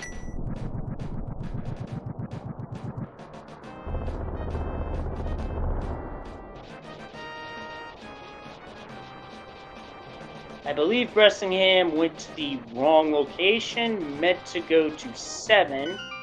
So now we'll get a look at what's in the purple chest, as we are now on the hunt for the hook shot. It could still be in Mire, but the Cane of Samaria is not here, which is unfortunate for Nightwolf. It made sense from a knowledge standpoint. In terms of it being the actual answer, nope. And that's Randomizer for you.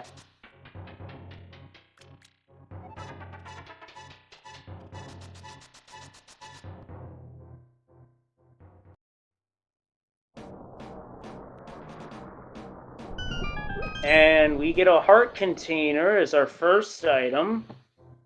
And the map chest is the Book of Medora. Oh boy.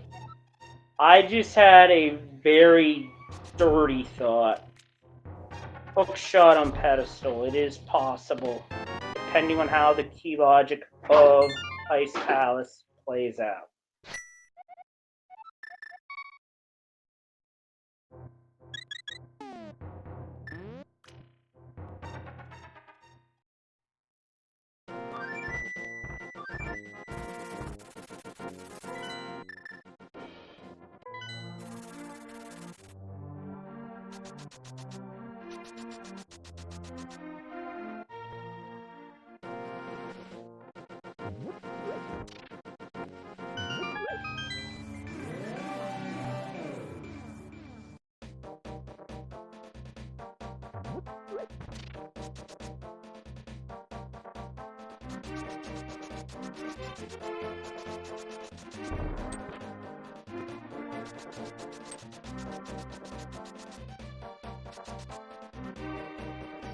So it looks like at this point, Nightwolf is going to be doing some grinding to pick up more super missiles, which makes sense because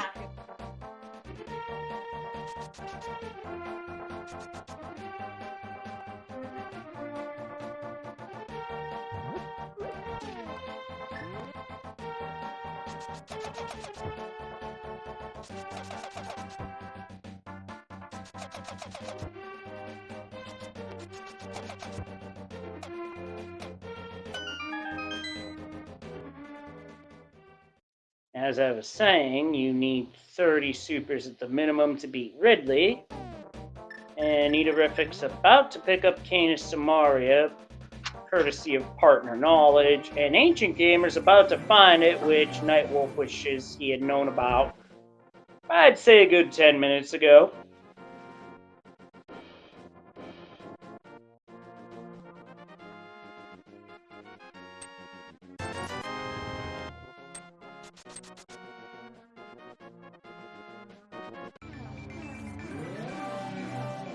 Yeah, at this point, there are a number of places Hookshot can be.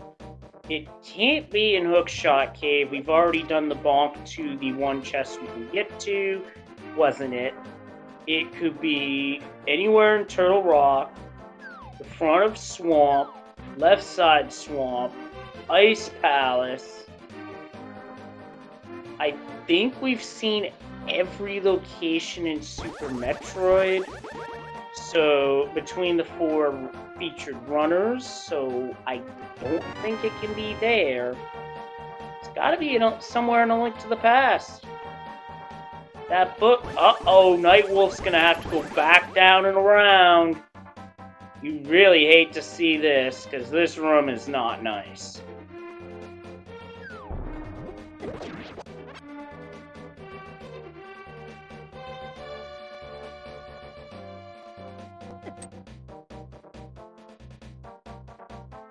Neaterific is in another spot. It could be Ice Palace, it could be Green Pennant, it could be Pedestal, which I'd say at this point the only way to know is to check this dungeon. Neaterific's about to do a move known as Icebreaker, which, when done correctly, you just clip right through the wall.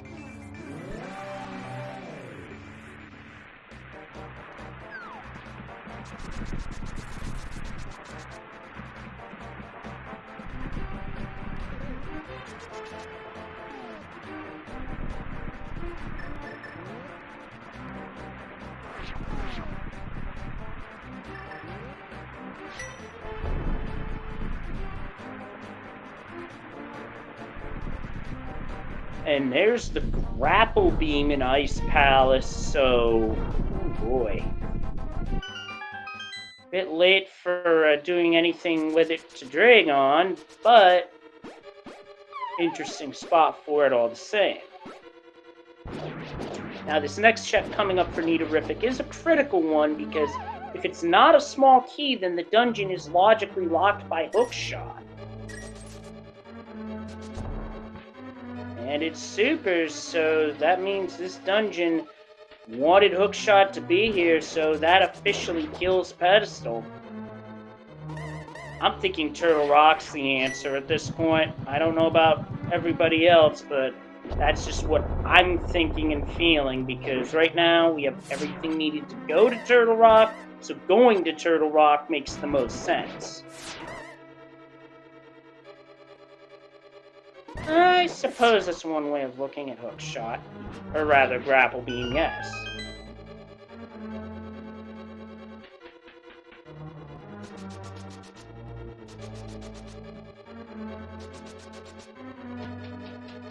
Good damage boost by Nightwolf.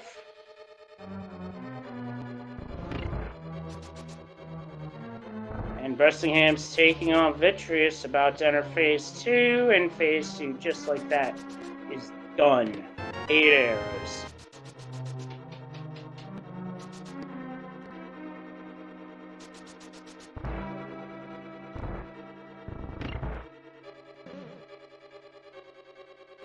And just like that, with Meyer done, Bressingham could be heading to Desert next.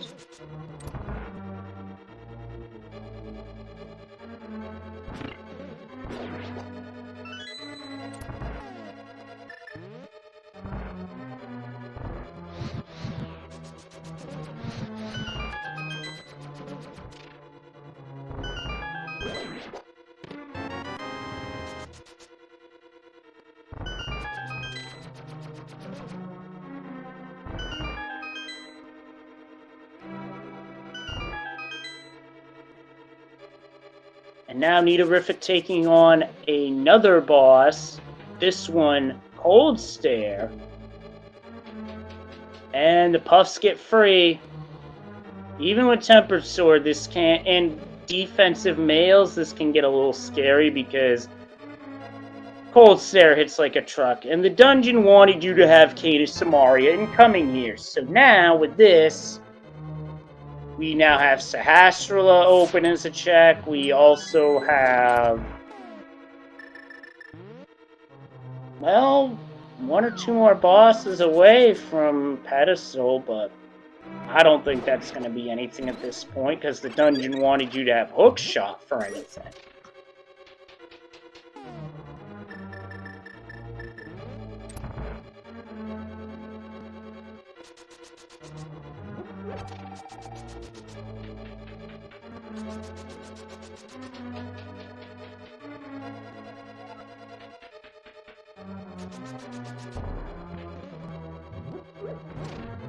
There's Crystal 5 for Bressingham. And there's the space jump for Nitorific. It was on Sahasrahla all along. Wow.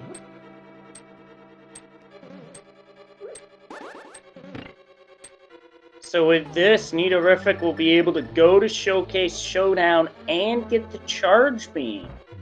What a turn of events.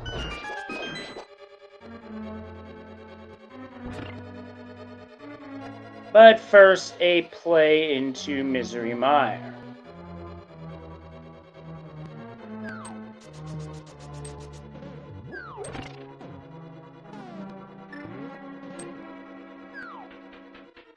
And Elharm9 in chat just put the logic for Charge Beam out there. Kane to go to Ice Palace, to Sahasrahla, to Showcase Showdown for Charge Beam. Yep, that's the logic of that. And now, we get our first look at the Bombos tablet, which is going to give us a Fried Vulture. And it's going to give us no mode, as that's the hook shot. So now, Croc's cronies are indeed in no mode.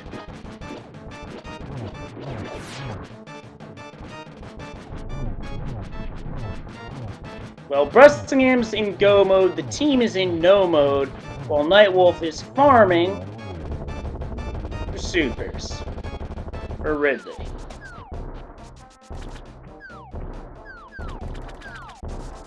Yes, it's disgusting, but that's also SMZ3 in a nutshell. It does some disgusting things.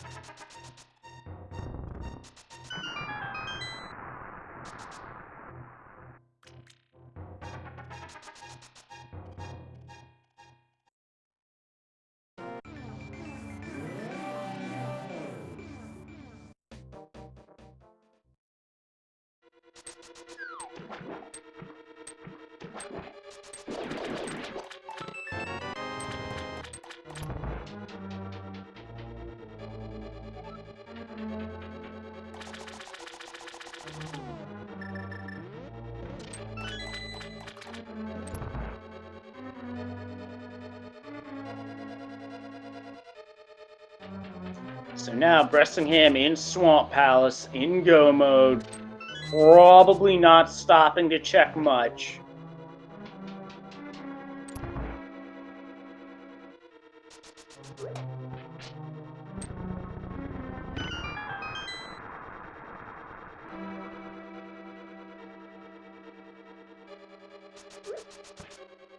Nitorific, knowing that that book is required, has picked it up.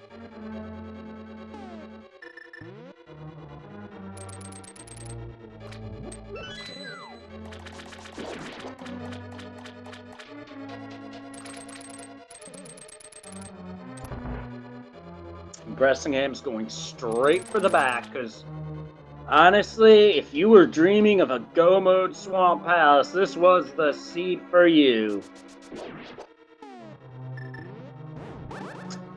Everyone's gonna need book for this particular seed, as Bressingham's going for Diver Down as Nightwolf's taking on Ridley.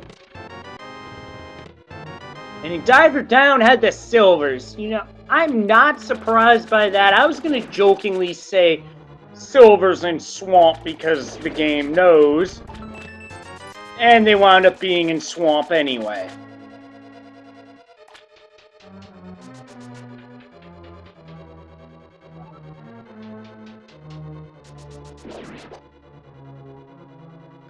And Ridley is down for Nightwolf.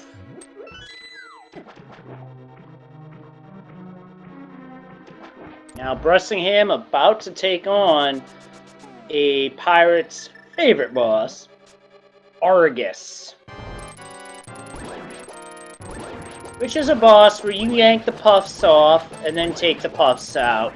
After a while, the puffs spin out in an orbital pattern that expands, much like a Patra in Zelda 1.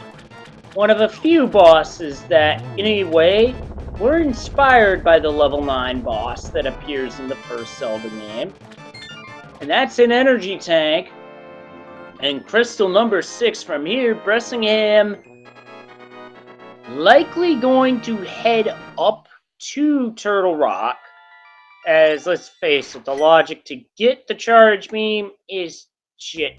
While his partner knows it, and he knows it too by proxy, is just not worth it.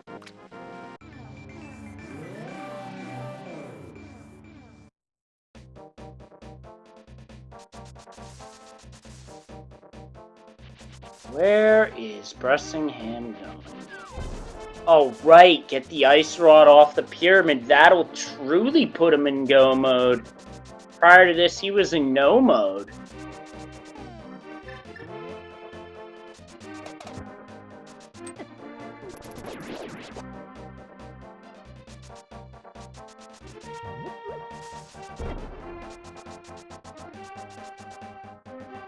The ether tablet only had 10 arrows.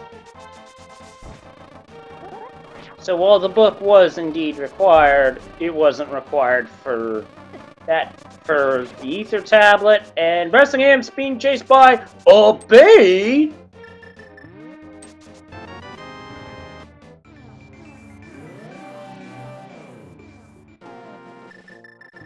With that ice rod, Bressingham is now officially in go mode, just short of 2 hours 1 minute, which is a very good go mode time for SMZ3. And he's going to be entering into Turtle Rock slightly behind Ancient Gamer, but AG is here for another reason. He's trying to find the hook shot. Unfortunately, will not find it here. And I'm not exactly sure why that block was placed. Some sort of trick in TR that I'm not aware of.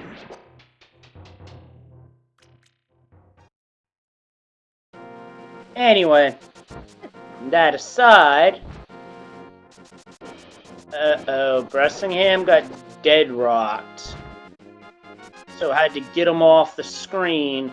Now is able to head to TR.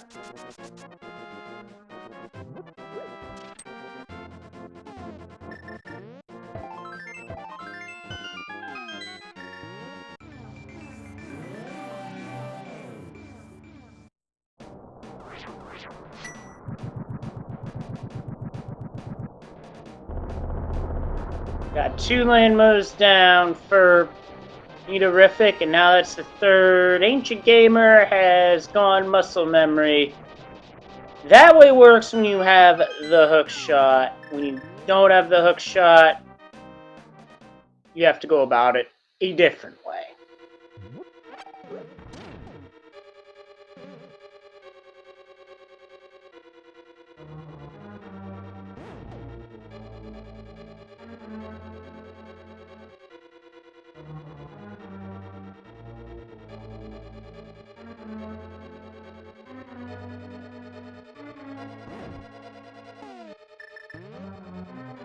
An arrow capacity upgrade locked by the fire rod puzzle.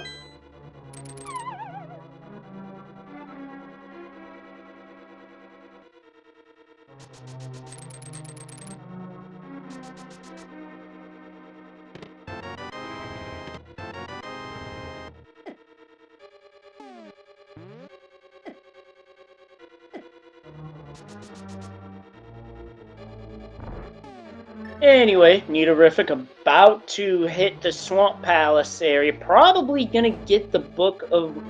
Rather, not the book. I meant the hook shot before heading in because you're gonna need that to finish the dungeon anyway. And the Chain Chomp room has a small key. The big key was in the first chest.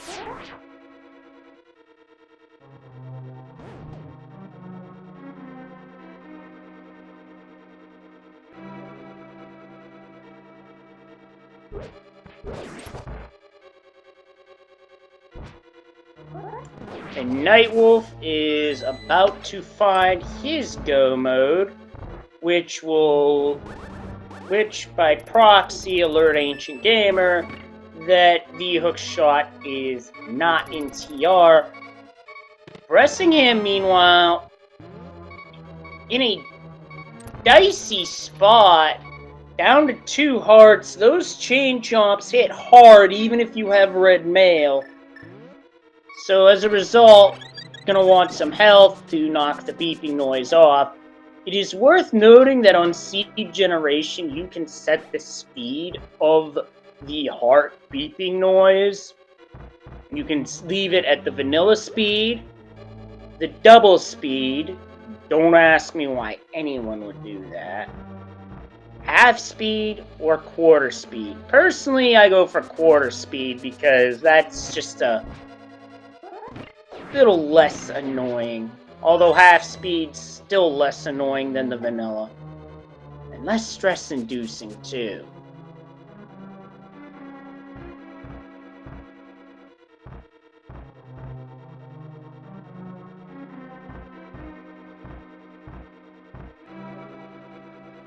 A powerbomb pack in the big chest. Bressingham's gonna go for fire rod strats here. Having some trouble getting the shots to hit while Nidourific is in Swamp Palace. Nightwolf also in Swamp Palace. We got some, well, yeah, our two featured teams here pretty darn close in terms of where they are in terms of progression. I wish I had an answer for that. I really do.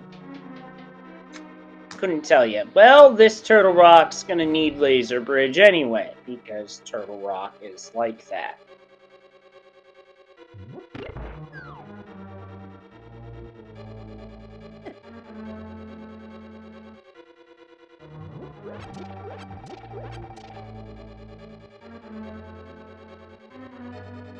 Nidourific gonna go for Diver Down here.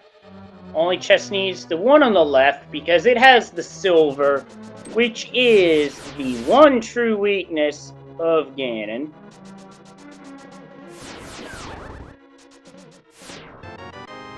You're looking for a key on Laser Bridge, and it is in the very last chest, which Ancient Gamers was about to find out, but unfortunately got shot off the bridge.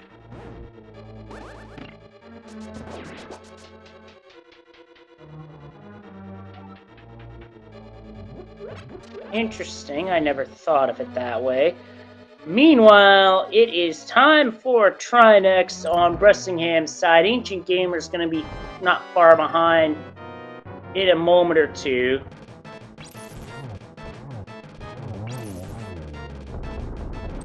And unfortunately, you can't menu when the boss is blowing up.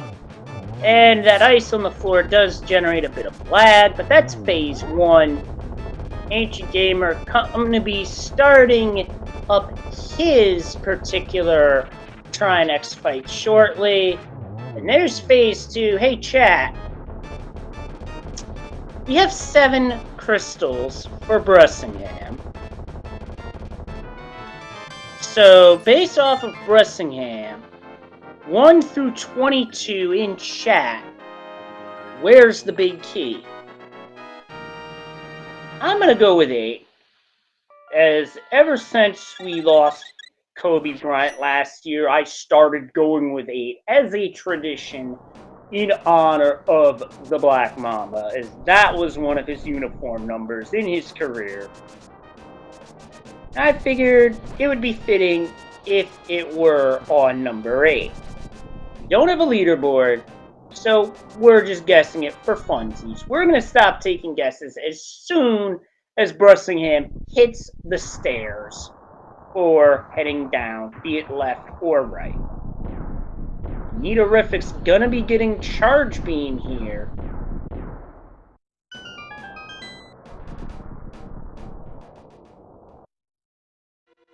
And And half magic was on Hobo, and with that, the guesses are cut off. He's going Hoprums.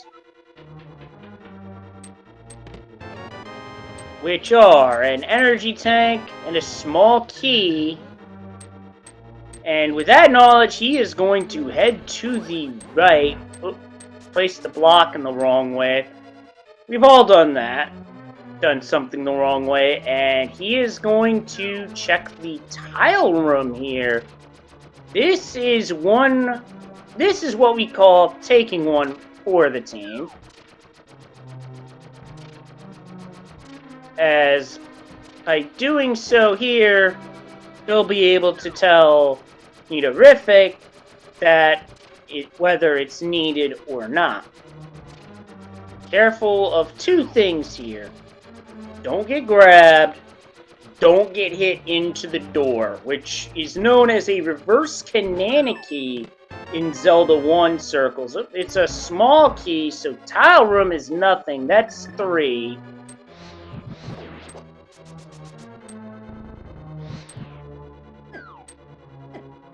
Nightwolf has found the silvers, but does not have Cane of Samaria, so could not dive her down. Ancient Gamer's in go mode.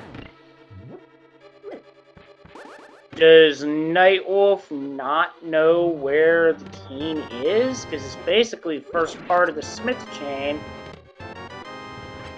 And 6 is an E-Tank, 7 is a piece of heart. So far, 13 hearts, 7 checks, no dice.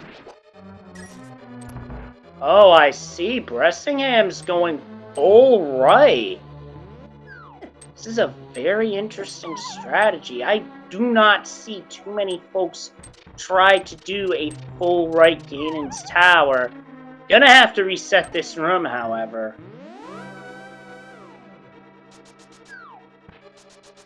Nope, instead just bails out and opts to go to the left.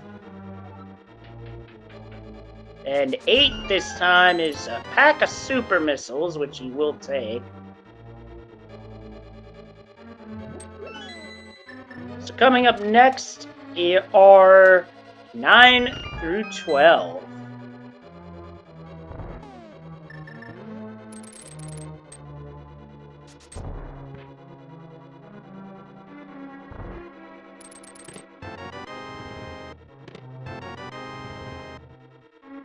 And the shield as Nitorific takes on Ridley. Missiles are number 11. 12 a small key, so we gotta press onward.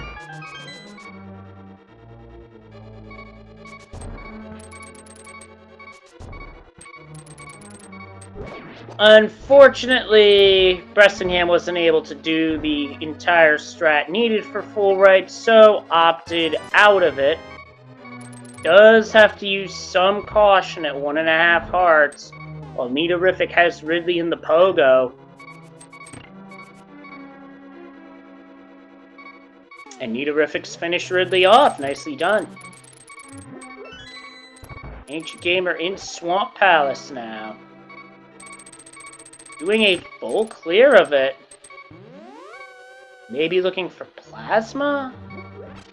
I do not know why Ancient Gamer's doing a full swamp check when it's not really required. Oh, hi, Wave Beam. Wave Beam and Swamp. That'll help if either runner clears Ice Palace to get the space jump. Although, to be fair, I have a hard time justifying that as worth it, even if Plasma Beam is found. Because, yeah, it's just a bit much.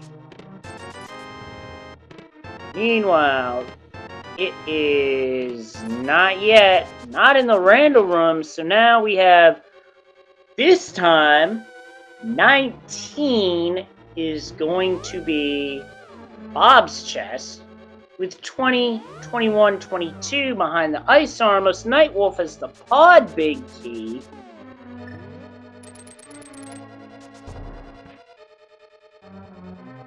I bonk over the teleporter.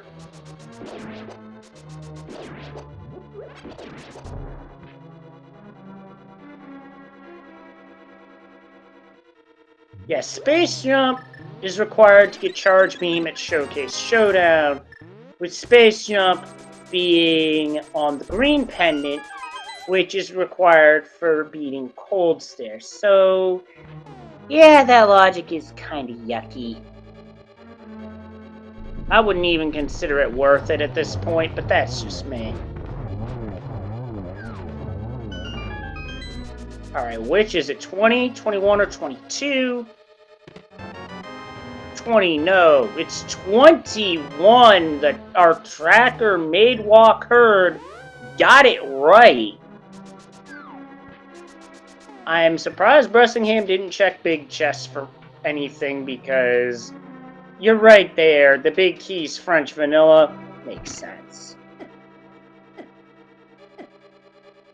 And Ancient Gamer, just like that, has finished off Swamp House, will be heading towards GT.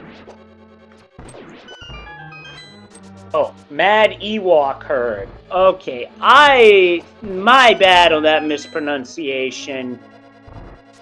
Okay, now I get the Star Wars reference there. Well, then again, also, to be fair, my last day off was around this time last week on Tuesday. So, work has basically worn me down quite a bit. But hey, you gotta make a living, unfortunately. So, well, you gotta make a living somehow to make money. But really, I am fortunate to be able to be doing what I'm doing. Bressingham is stopping for fairies, which makes a lot of sense here. Nightwolf about to take on Helmasaur King. Oh, so they're both correct. Okay. So it's just a potato, tomato, let's call the whole thing off sort of deal. Okay, gotcha. We've got Bressingham in Gauntlet. This is where you don't have to worry about routing. You just have to worry about execution and getting through this 5-room combat stretch as quickly and as safely as possible. Personally, I like using Fire Rod on the Stalfos there because of how they jump around, but that's just me.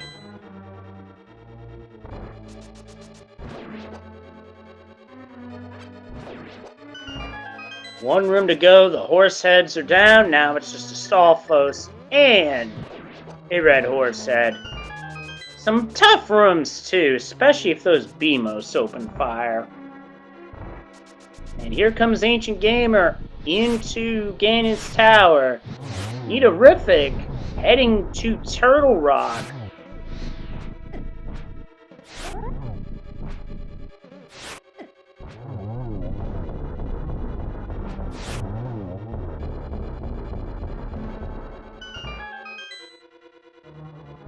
Landmo 2 done for Bressingham. Now for floor 5. Stops for a recovery art. And Nightwolf's about to be in go mode, I think.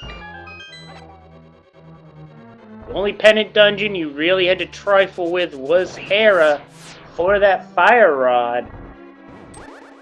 Although you also had to do green pendant Ice Palace if you wanted Charge Beam, as it was behind Space Jump, because Charge Beam was at Showcase Showdown.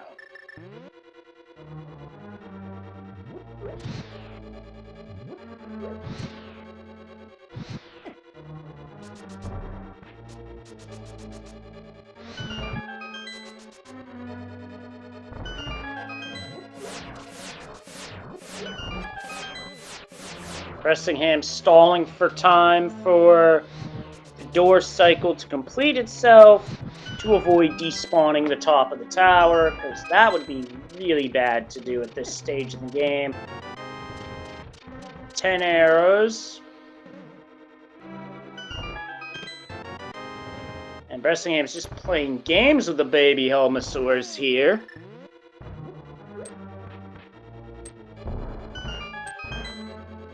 And Ancient Gamer's taking a different approach to Tile Room, opting to use Cape and hold the wall. This prevents your magic meter from draining out. Handy little glitch this is.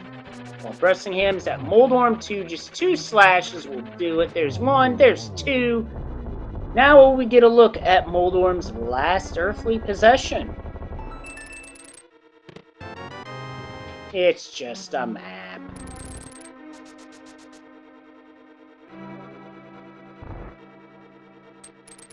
So now comes one last piece of RNG that's going to be different for our 4 featured runners. Unlike standalone Z3R, where the RNG is set to the same pattern per seed roll, the RNG still remains RNG. Not a good pattern here for Bressingham. Well, that's just the way it goes sometimes.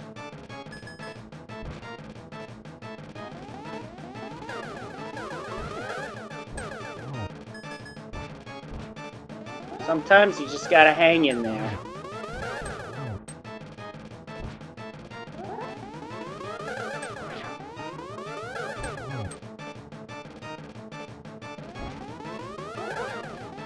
Now, one thing I'm known, and Bressingham finishes off Agate 2. One thing I am known for in terms of prior to tournament races is I will practice Agate 2 patterns as a warm-up. Because I don't know what patterns I'm going to get. It's a great way to test how to react and how not to react, which is why I do that as a warm-up.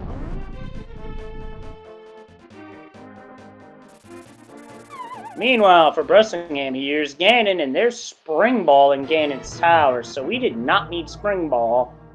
Now we're getting Bug Facts from Ganon, as our stun prize is just a green rupee. Nightwolf in the Mothula fight here. Bressingham already in Phase 2. Butter Sword, it doesn't take much to get into phase from 1 to 2 or 2 to 3. Now it's RNG to determine how many teleports Ganon has. And if you ask me, too many more often than not.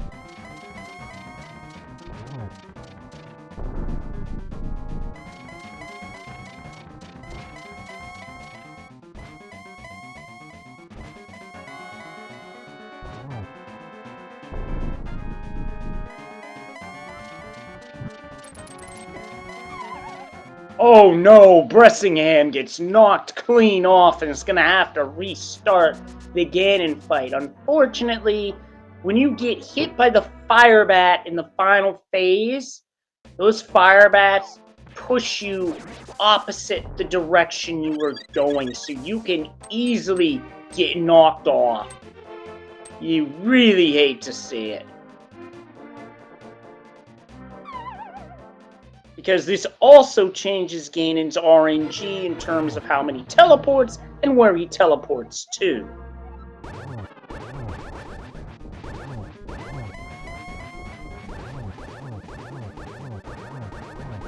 Nightwolf is not looking for anything in particular, as with Kena Samaria, he knows that he's able to go into Misery Mire, finish it off, then finish off TR, and head for GT.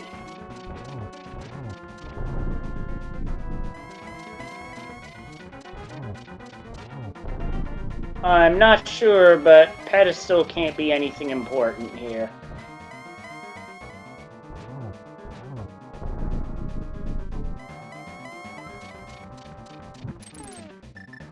Ooh, Ancient Gamer getting trolled by the Hard Hat Beetle. Ammo would be another likely candidate. Because for Ganon, you never really can have too much. Oh, so Super's on pet.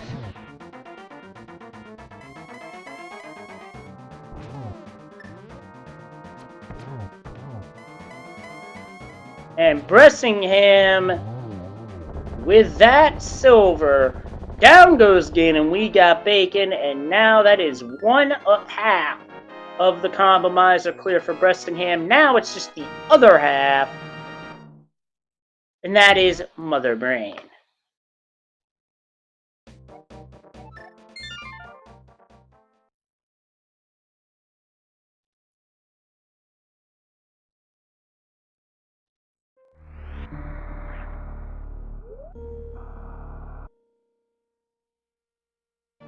And Ancient Gamer has the big key, and I believe he's going to check the big chest. And that's a play I am okay with in this situation because you're right here. You might as well.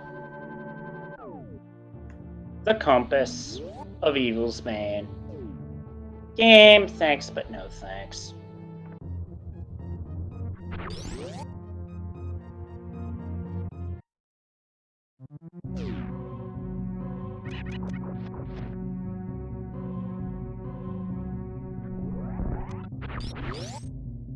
Nice little speedball to get to Terminator by Bressingham.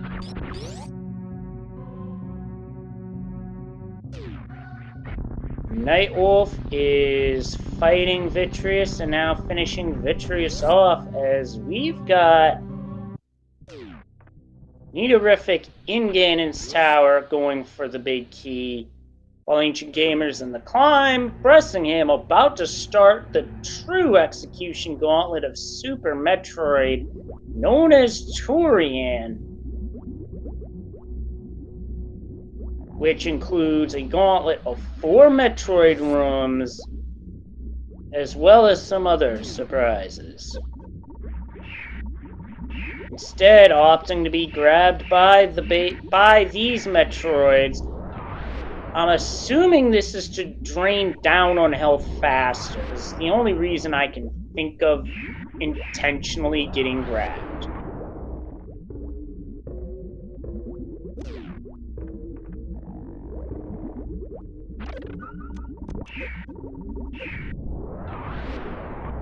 Does freeze one Metroid and finishes off. Other one does grab, so Bressingham's gonna have to use power bombs here.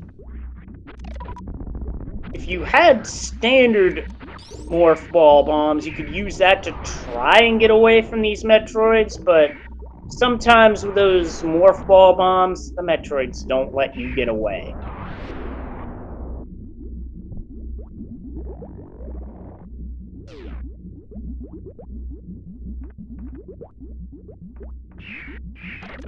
Last Metroid room for Bressingham finishes it off nicely.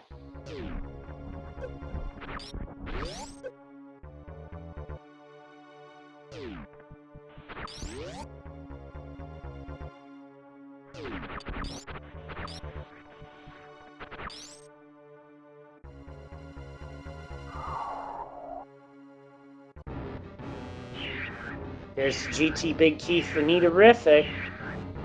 Nightwolf gonna check the 3 checks in Hookshot Cave we could not get before, plus the one that has missiles.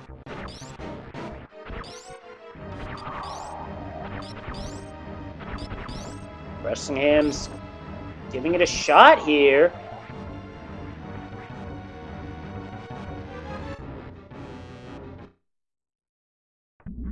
Oh, wow! That is an outstanding baby skip from Bressingham. No wave beam gets it done anyway. That is super impressive.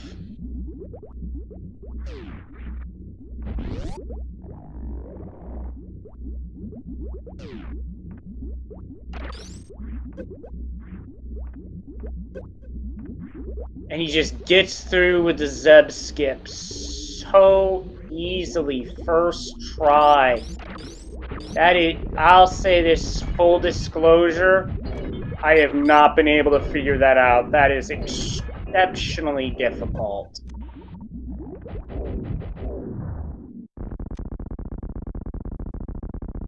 Yeah, his execution's just insane from what I'm seeing, and I'm very much impressed. However, he does have to be careful with his ammo here, because if he misses too many shots, he's going to have to restart all of Turian. And that would be a huge time loss.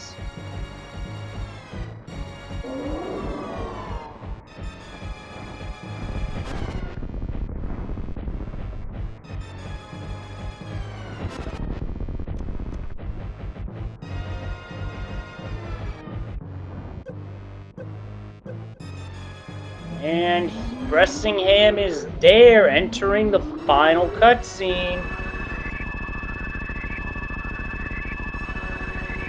Now Nightwolf is in Turtle Rock on his 7th and final crystal. While Ancient Gamer is about to be at Moldorm 2.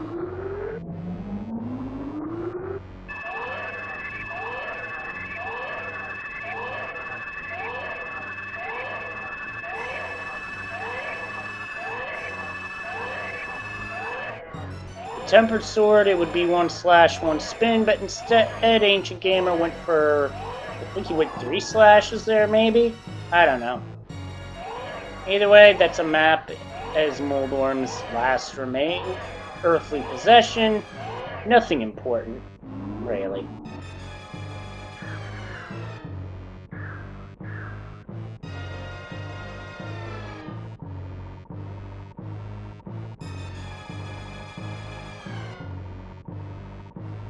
Now here's Ancient Gamer's Agatu fight. Ooh, nice triple to start. Could we see one here? No, a blue ball fires out and spoils any potential double triple.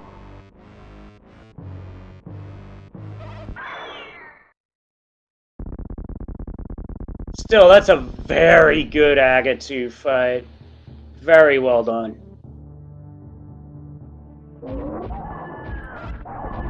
Ooh, Nitorific getting troll-dormed.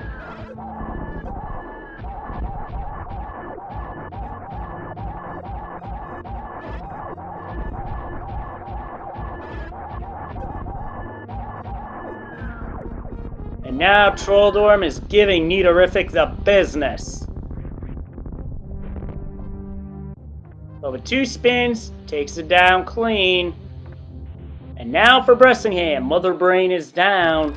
Now it's time for the final gauntlet of execution, the escape.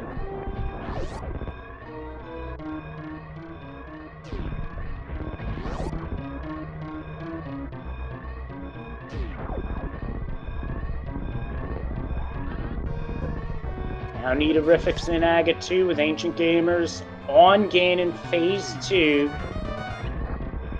Gets a double to start.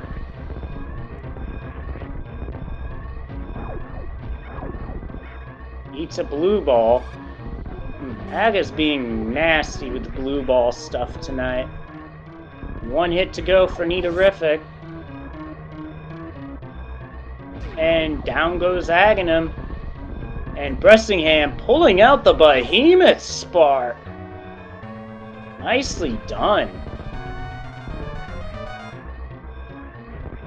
One more climb up the foyer. Last jump giving him a little bit of trouble. But with that, get your GGs in chat for Bressingham, who's the first runner on Restream finished. His teammate Nitorific is on gain, and his Ancient Gamer has finished off Ganon himself.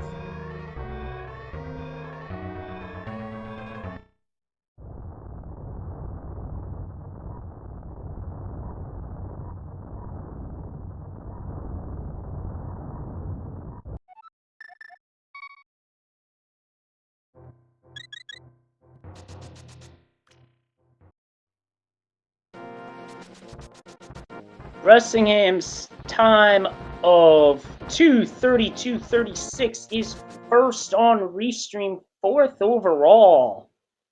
FYI, I'll get you some of the other times once we get a full team finished.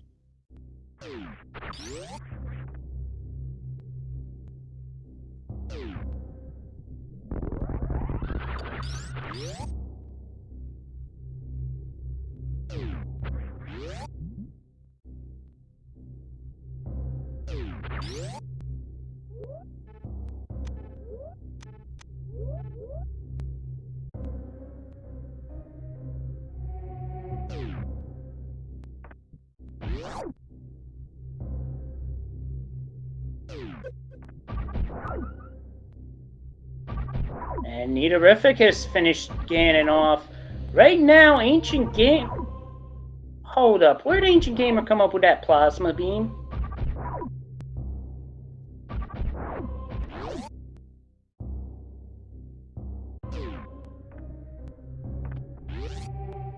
Ancient Gamer hasn't finished off Ridley yet, though.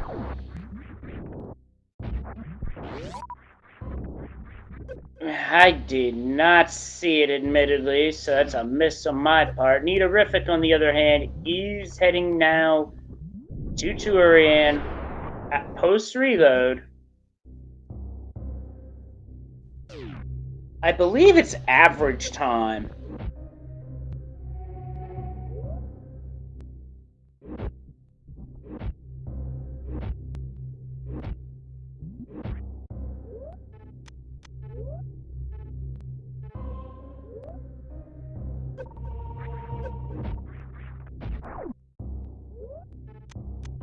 Yeah, I don't think anybody would want to do that. So last finish was previous rules. Okay. Yeah. Even if Ancient Gamer were to have charge beam, or to have space jump to get charge beam, which would really speed things up. Nah, not worth it. Meanwhile, Nightwolf taking on Trinex.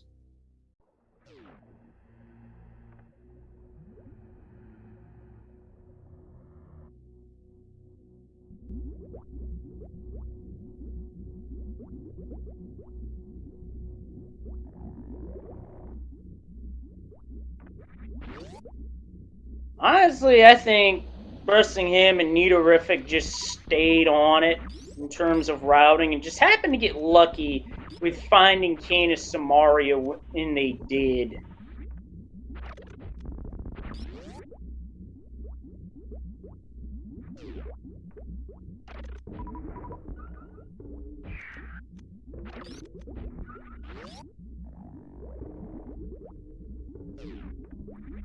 And that is Trinex down for Nightwolf. Now Ancient Gamer is on his way to Ridley.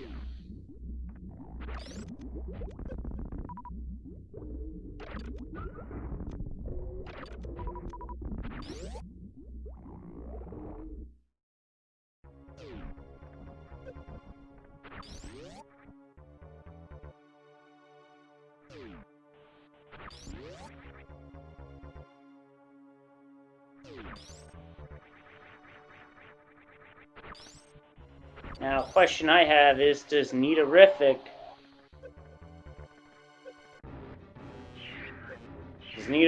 also have Baby Skip in them?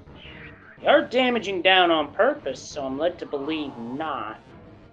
Yep, that is the case. Going for the Baby Skip option, which if you have a lot less health, jumping into the Baby Metroid, quote unquote, then you get through it much faster.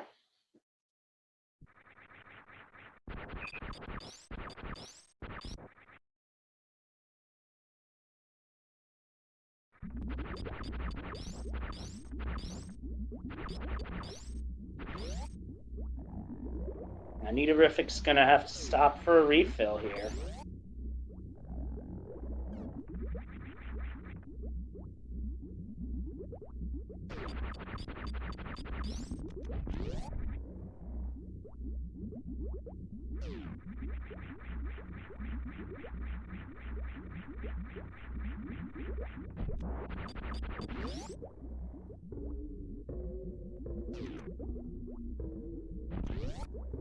Ancient Gamers taking down the Gold Pirates using Shine Spark Echoes. Nitorific having a bit of trouble with Zeb Skip. This can be a very finicky thing to set up. And it did not work first time, so gonna reset the room.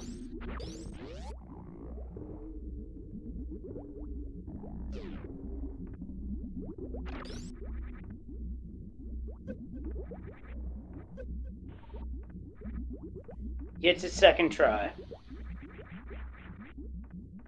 And here's Ridley.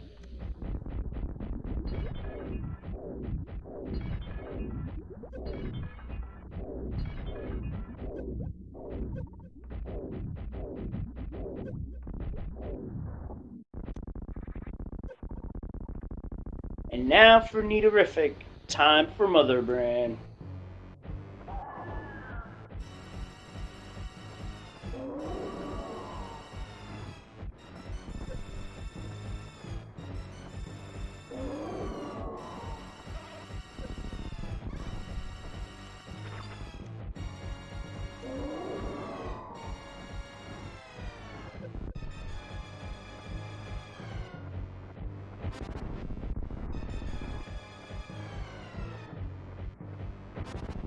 Ridley down for Ancient Gamer.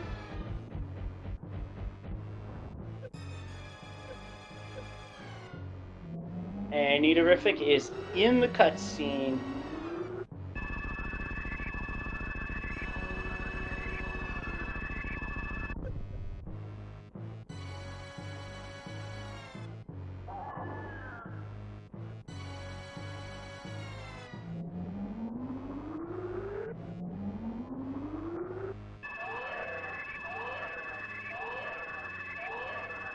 And there's the cutscene for Neaterific. Ancient Gamer escaping Norfair.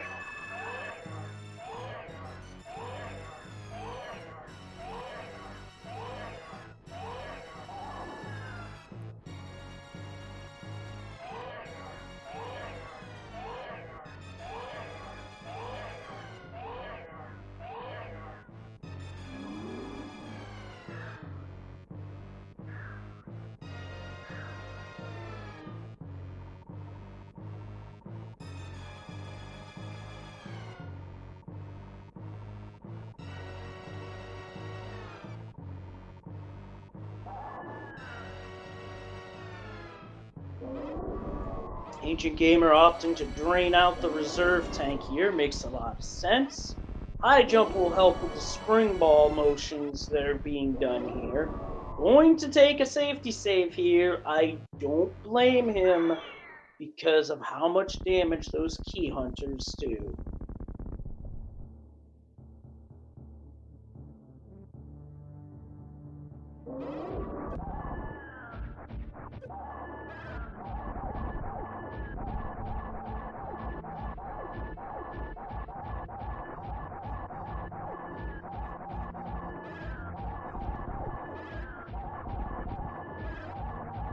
Wolf taking on the Armos, making short work of them.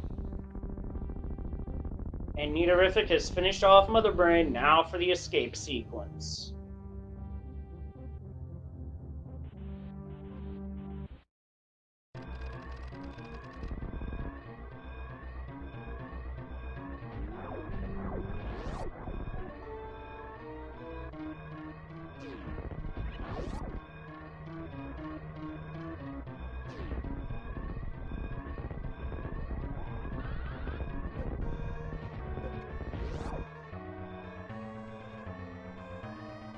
Do like the strategy by Ancient Gamer, just jump and shoot through the floor, and with the beams he has, they go down in about, like, I want to say 10 shots. Not even charged either. A charged shot would be 2.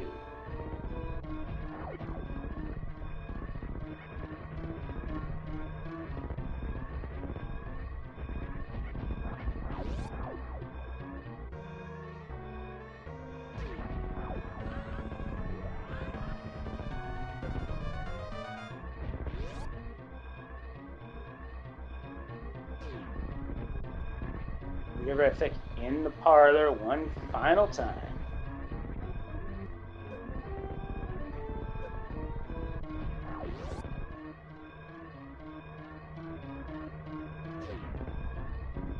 And with that, get your GGs in chat for not only Neaterific, but for Croc's cronies, who with Neaterific's second place finish on Restream, the team finishes first on Restream, and Neaterific's official race time .gg time is 2 hours, 43 minutes, 39 seconds.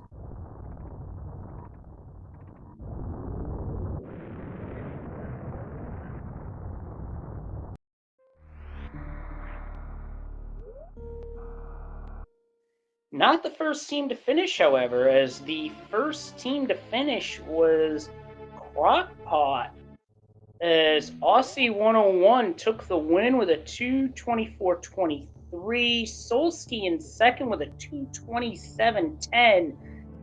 That is going to be a very tough team to beat, as the second team to fully finish was Andy and Ivan. And we are now joined by Bressingham as well as Neaterific, I believe. Hang on, let me see. Hello. Anyway, GG's thoughts on the seed overall. It wasn't trolly, it was just pretty straightforward. I just thought Ice Palace was Crystal. Yeah, the seed wasn't too bad. We had a little bit of an issue, kept getting a little bit separated, I guess, at the end. But I think that we handled the seed really fine. We weren't late to finding anything. We didn't last location anything, so it went well.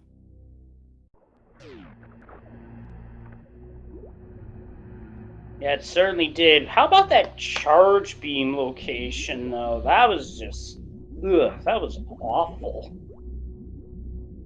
Front of GT. Yeah. It was bad. One of the only places where it wasn't worth the time to get it. Would have needed other beams too. I thought there was plasma you found. Yeah, I forgot about that. Yeah, where was plasma anyway? I saw that Ancient Gamer got it too. I honestly don't remember. I got it in go mode. I think it must have been GT right side, yeah.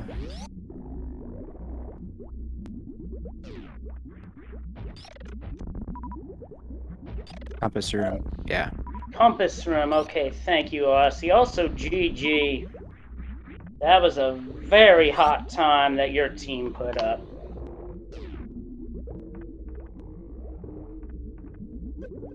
So, looking ahead, what are you guys looking forward to in the tournament? Anyone you're looking forward to potentially facing in the first round? First round, depends on where we'll be seated. That's a good point, but meanwhile, I do have to interject. Nightwolf forgot a key. Thankfully, all he has to do is take down the baby Helmasaur. That could have been a disaster. Yeah, that's good. He didn't have to turn around. Yeah, that would have just been absolutely brutal. Oh, let's go baby skip Ancient Gamer. No, he was so close. Oh.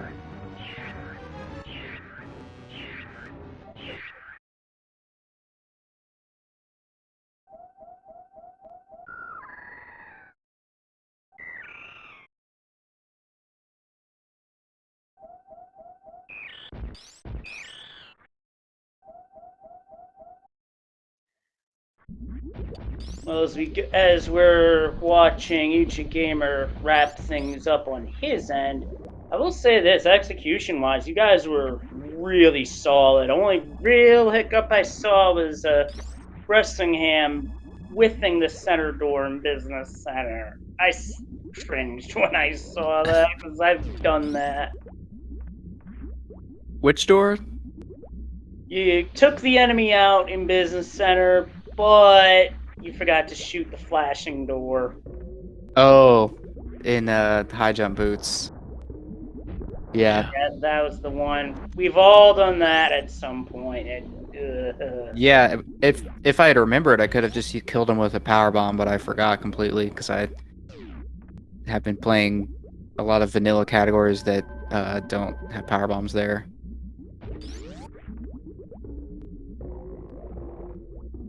I was pretty proud of my deboosting to X-ray and first try ice clip to Shack. Yeah, that was some good stuff all around. I don't know, is that deboosting even in hard logic? I've been told yes, and others say no, and I don't remember. I know a long time ago I saw the logic differences in a Google document, but that might have been changed since then. I don't know the answer to that either. At one point it was, is all I can say. Maybe not anymore.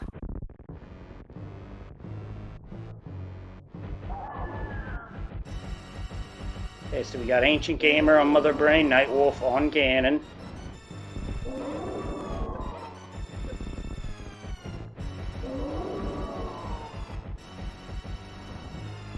Ancient Gamer with a tight ammo situation.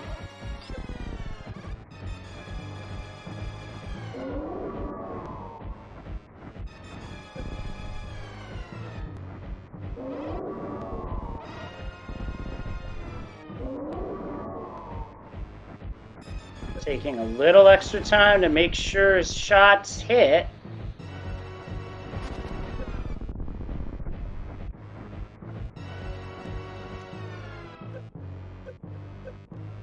He's there.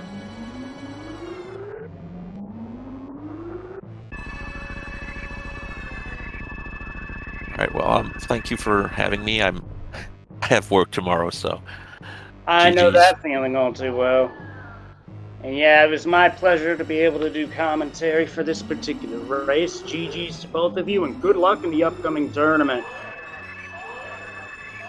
Thank you. Oh yeah, Hitaka, that space jump was on green pendant, which was truly disgusting. That was the most disgusting location of this seed.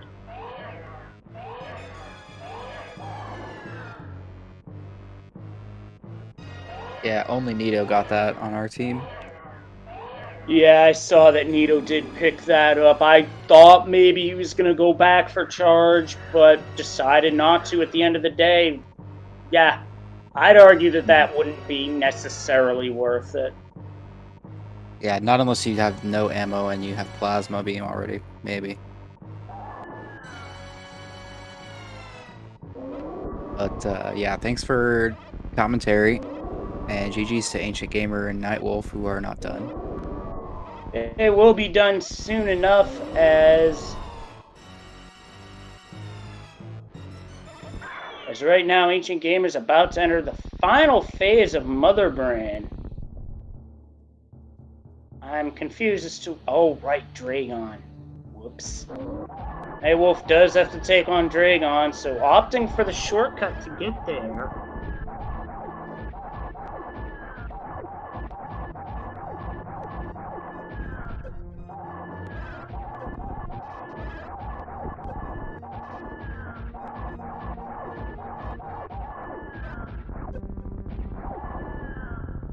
And down goes Mother Brain for Ancient Gamer.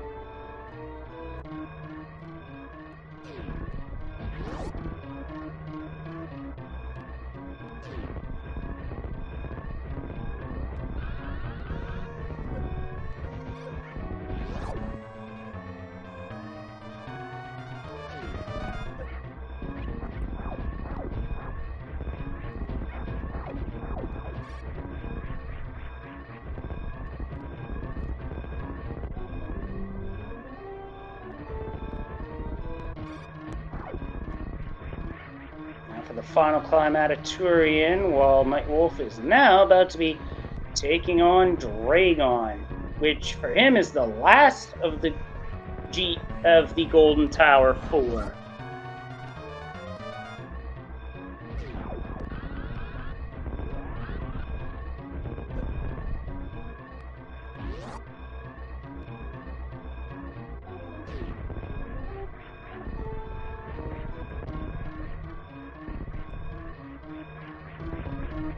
One more time in the parlor, rounding third and heading for home.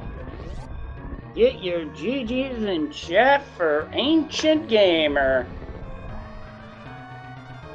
who finish it. Hang on, I have to get the time here.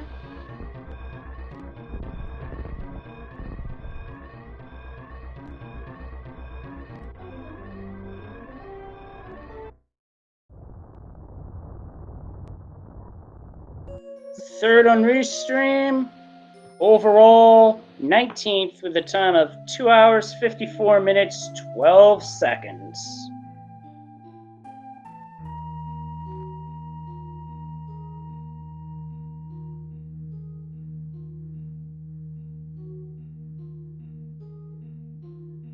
While we got a moment, I'll just read over some of the other finishers we got.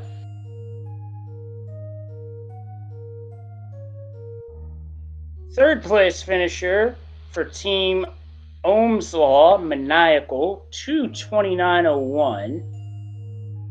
Shadow AMP for Plasma Go Brrr was 5th, 233.52. Andy and Ivan finished back-to-back 6th and 7th. Team Parts at 235.09 and 235.57 respectively.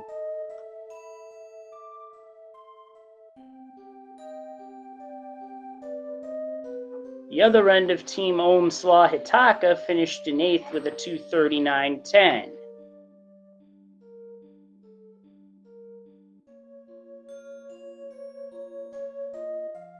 And the partner for Plasma Go Burr, IEEE 754 240.41. And then Farfaloo finished 11th for Will Cut Grass for Rupees at 241.30. And then our next two finishers, Asder and Polar Bear Bunny of Team Bear Pair, 242.15 and 242.24, a 9-second difference. That's impressive.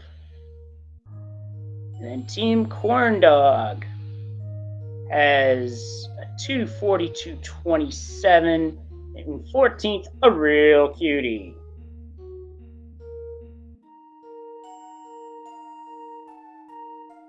And if you're one, and Lakatat took 16th with a 245.38. Team name, Surely We Are Serious. His partner, Fred Coughlin, finishing 21st with a time at 255.59. Yep, we're at that point, so I'm okay to say that one. In between that would be Zempt, Died in Hype Cave, 248.45. Apathy Duck of Team Corn Dog, and 253.26 and 18. And the other part of Died in Hype Cave, the Blue Crayon, 255.23. That is 20th. We are all caught up.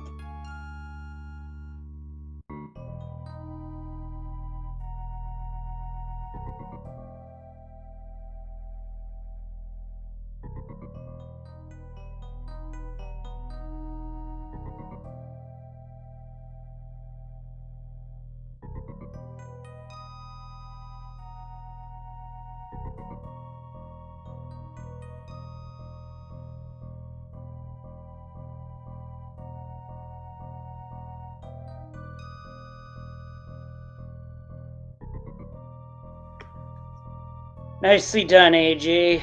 That's way better than what I've been doing in combo, but that's just me.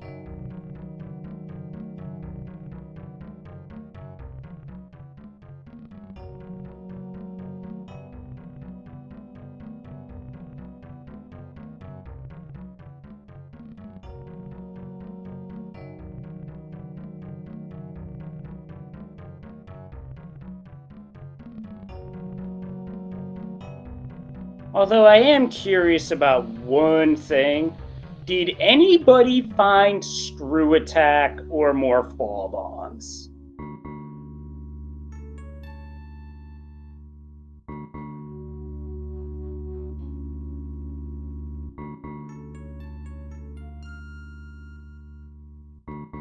Oh, Hookshot Cave for Screw Attack, and Bombs were Left Side Swamp. Okay. That's good to know. So that ties up all the loose ends on the item side of things.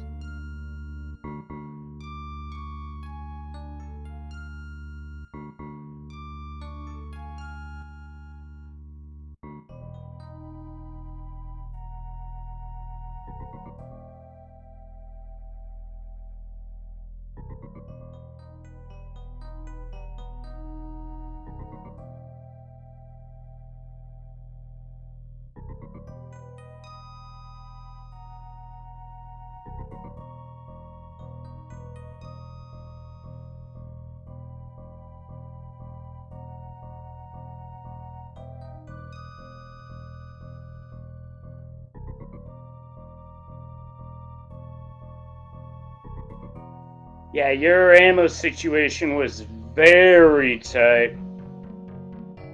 Space Jump was not at a pleasant location at all, as it wound up being on Green Pendant.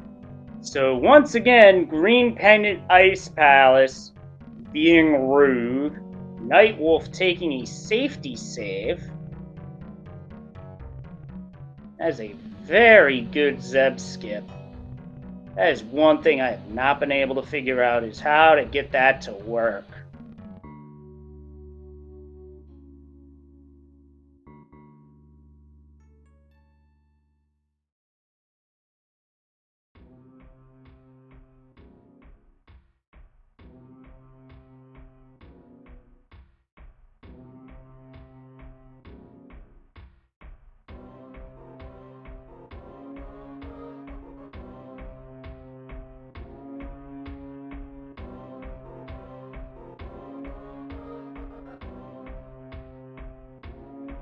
And Nightwolf is taking a moment to assess the situation. Does not think he has enough ammo, so takes a reset.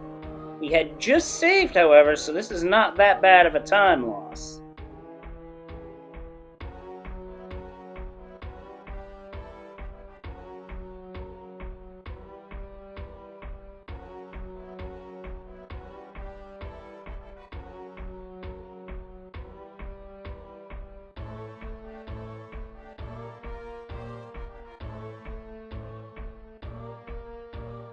Oh, I see what he's doing here. He's clearing out the Zebs, and I think he's going to go back for a refill. It's unfortunate, but it happens.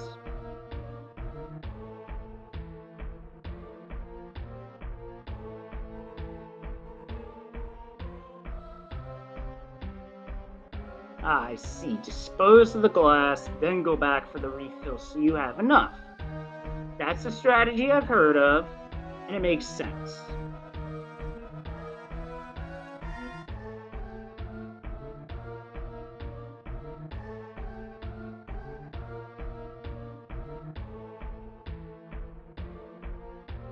Meanwhile, while we're at it, a couple of other finishers that we've had.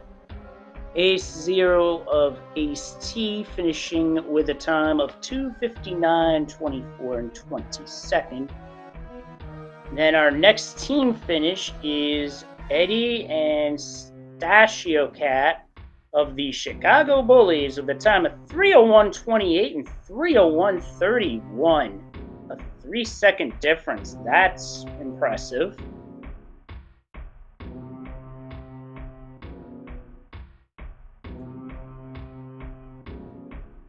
And then our most recent finisher would be Scarlet of Fromp's time with a time of 3:01:38.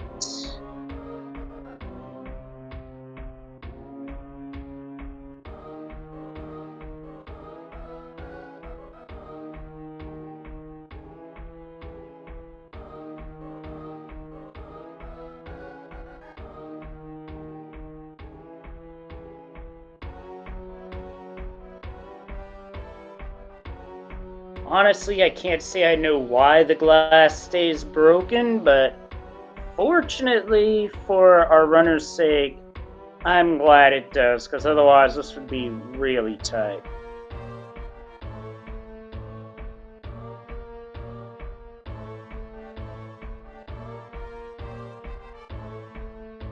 Nightwolf is unloading.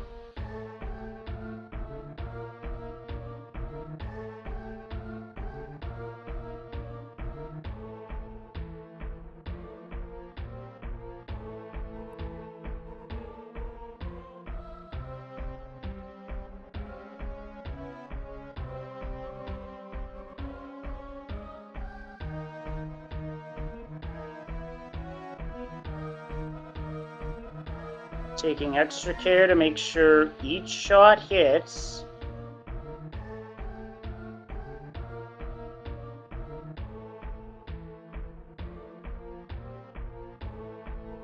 And Nightwolf is in there.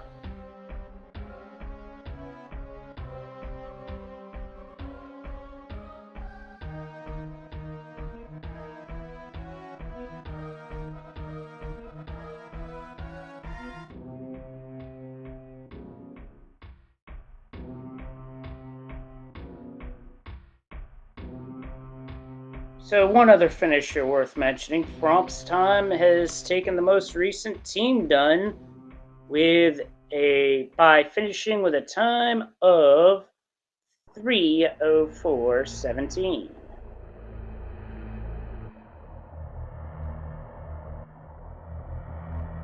And that is a 26th place finish.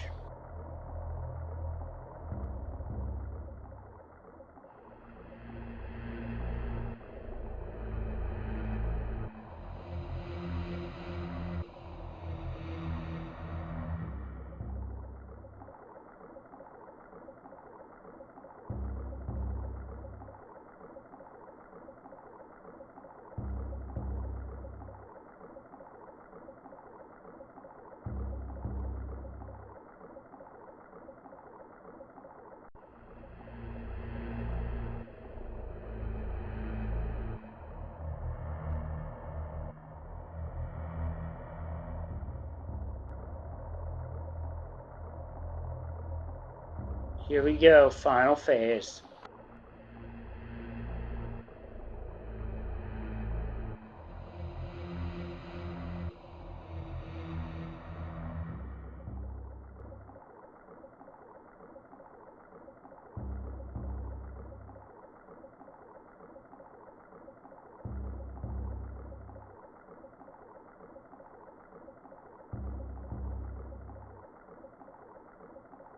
And with that, Mother Brain is down, and now for Nightwolf to close us out with one final escape sequence.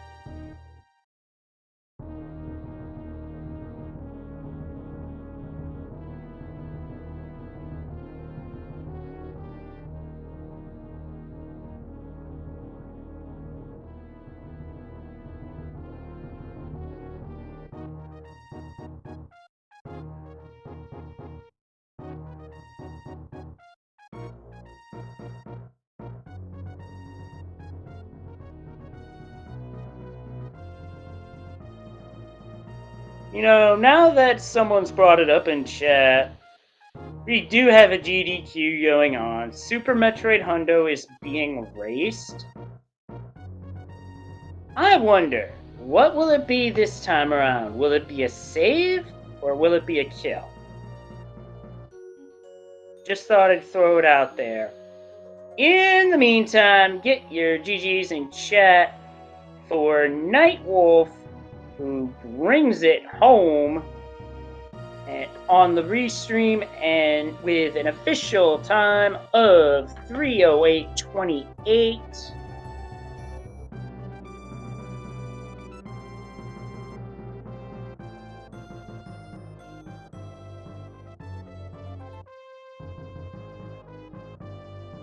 That is a 35th place time with other finishes, including Tony E.T. Young with a 3:00, and we are joined by both Ancient Gamer and Nightwolf. GG to the both of you. What are your thoughts on this particular seed? Go ahead, man. I wish I'd found Space Jump. Yeah, that location wound up being awfully disgusting because you had to kill Cold Stare and turn in Green Pendant for that, and that hard lock charge beam. Yeah. At the time, Go ahead. At the time that I saw it, we only had Ice Beam, but it was like, okay, we know where charge is. Where's Space Jump? Yeah, that's one thing that hurt us. I didn't know what my ammo count was. He didn't either. And I wound up doing a lot of checks to find either more ammo or charge or Space Jump. Space Jump would have been optimal for me because I still had to go down and kill Ridley. So I could have zipped over and got the charge beam disposed of golden chorizo, and it would have been easy. That's why I just went ahead and full cleared GT. But I cost us time in the beginning with me fumbling some execution, going out and then resetting back to the ship. I couldn't do that trick that Nightwolf did, where he did the gravity jump into the wall jump to get it over and get the high jump boots. So I had to go to Meridia without them, and without anything. Then when I found Speed Booster, I had to go back and do all that. So I cost us some time on some checks. That was my bad. I messed up plenty. Hey, to be fair, I don't think anybody would have predicted that Scam King was holding on to the Speed Booster. I was happy to find that. I'm not gonna lie to you. I was happy because that just unlocked everything for me, and then I could get going. But we decided late to get into this, and the rust is real. We practiced a little bit, but only for like the last week. I've been doing Hollow Knight. So the day of the third qualifier is when we decided to join. Yeah. And it was after the third qualifier had already happened. Yeah. But we knew all we needed was a sub 4, Yeah. We had fun. It looked, I didn't have fun with some of my execution derps, but we still had fun. Yeah. Nightwolf called it in Mire. We said, now watch them make me go down here. And it's going to be nothing. But finding that book, pulling that book out of Mire, that's what put us in go mode right there. Yep, that was the last piece of the puzzle right there to hit go mode, because that book was hiding the hook. Yep. I'm just glad there was ammo in GT. Oh, God. Yeah, for real. What I expected it to be was my prediction for where Space Jump was. What I expected Grapple to be at X-Ray, and then I expected Space Jump to be at Shack Tool. That seemed what my suspicion was, and that's why we just started looking for ammo. Well, to be fair, Shack Tool only had a pack of missiles in this particular seed. But see, Nito has Space Jump, so he did the green pendant. I guess he was looking for a hook shot. I think he was at the time, to be honest. And I started to go to Ice looking for it. But, oh well. Ice Palace also had the grapple beam, which only thing that would have done for this seed would have been maybe electrocute Dragon, but that was about it. Yeah. But Riker Rider said a while back, when you're in a race and you feel behind, go where nobody wants to go, and that's usually Ice Palace. Yeah, a pendant Ice Palace, nobody wants to go to that. Yeah, it's garbage. But of course, it was decided to be nasty. But thanks for having us on stream. We had a good time. Yeah, thanks for having us. Hey, that's the most important thing, Ancient Gamers, having a good time. And I'll say this, in our SMB3R Challenge Cup final, I can tell you right now, both Ryko Rider and myself, we're having a darn good time. All right, well, I'm going to get off of here. You have a good night, and thanks again. Bye, chat. Always a pleasure, Ancient Gamer and Nightwolf. It was definitely my pleasure. GG to both of you. And with that, it's about time to start wrapping things up here on Speed Gaming 2. Please give our 4 featured runners a follow. They put on a heck of a show tonight. And without that, I'd just be talking about all sorts of stuff. Some Super Metroid, some other filler stuff, but mostly Super Metroid. Our trackers tonight were Warren Traveler and Mad Ewok Herd. And I have been Leslie Pro 04. Feel free to drop me a follow, as well as I also play a number of different randomizers on here. Our schedule for the weeklies are as follows. We do a normal logic weekly and a hard logic weekly on Sundays and Mondays. Sundays, the start time is at 3. Mondays, the start time is at 9. Also, stay tuned for announcements regarding the hard co-op tournament that is coming up in the near future because they are going to be setting the seeding very soon.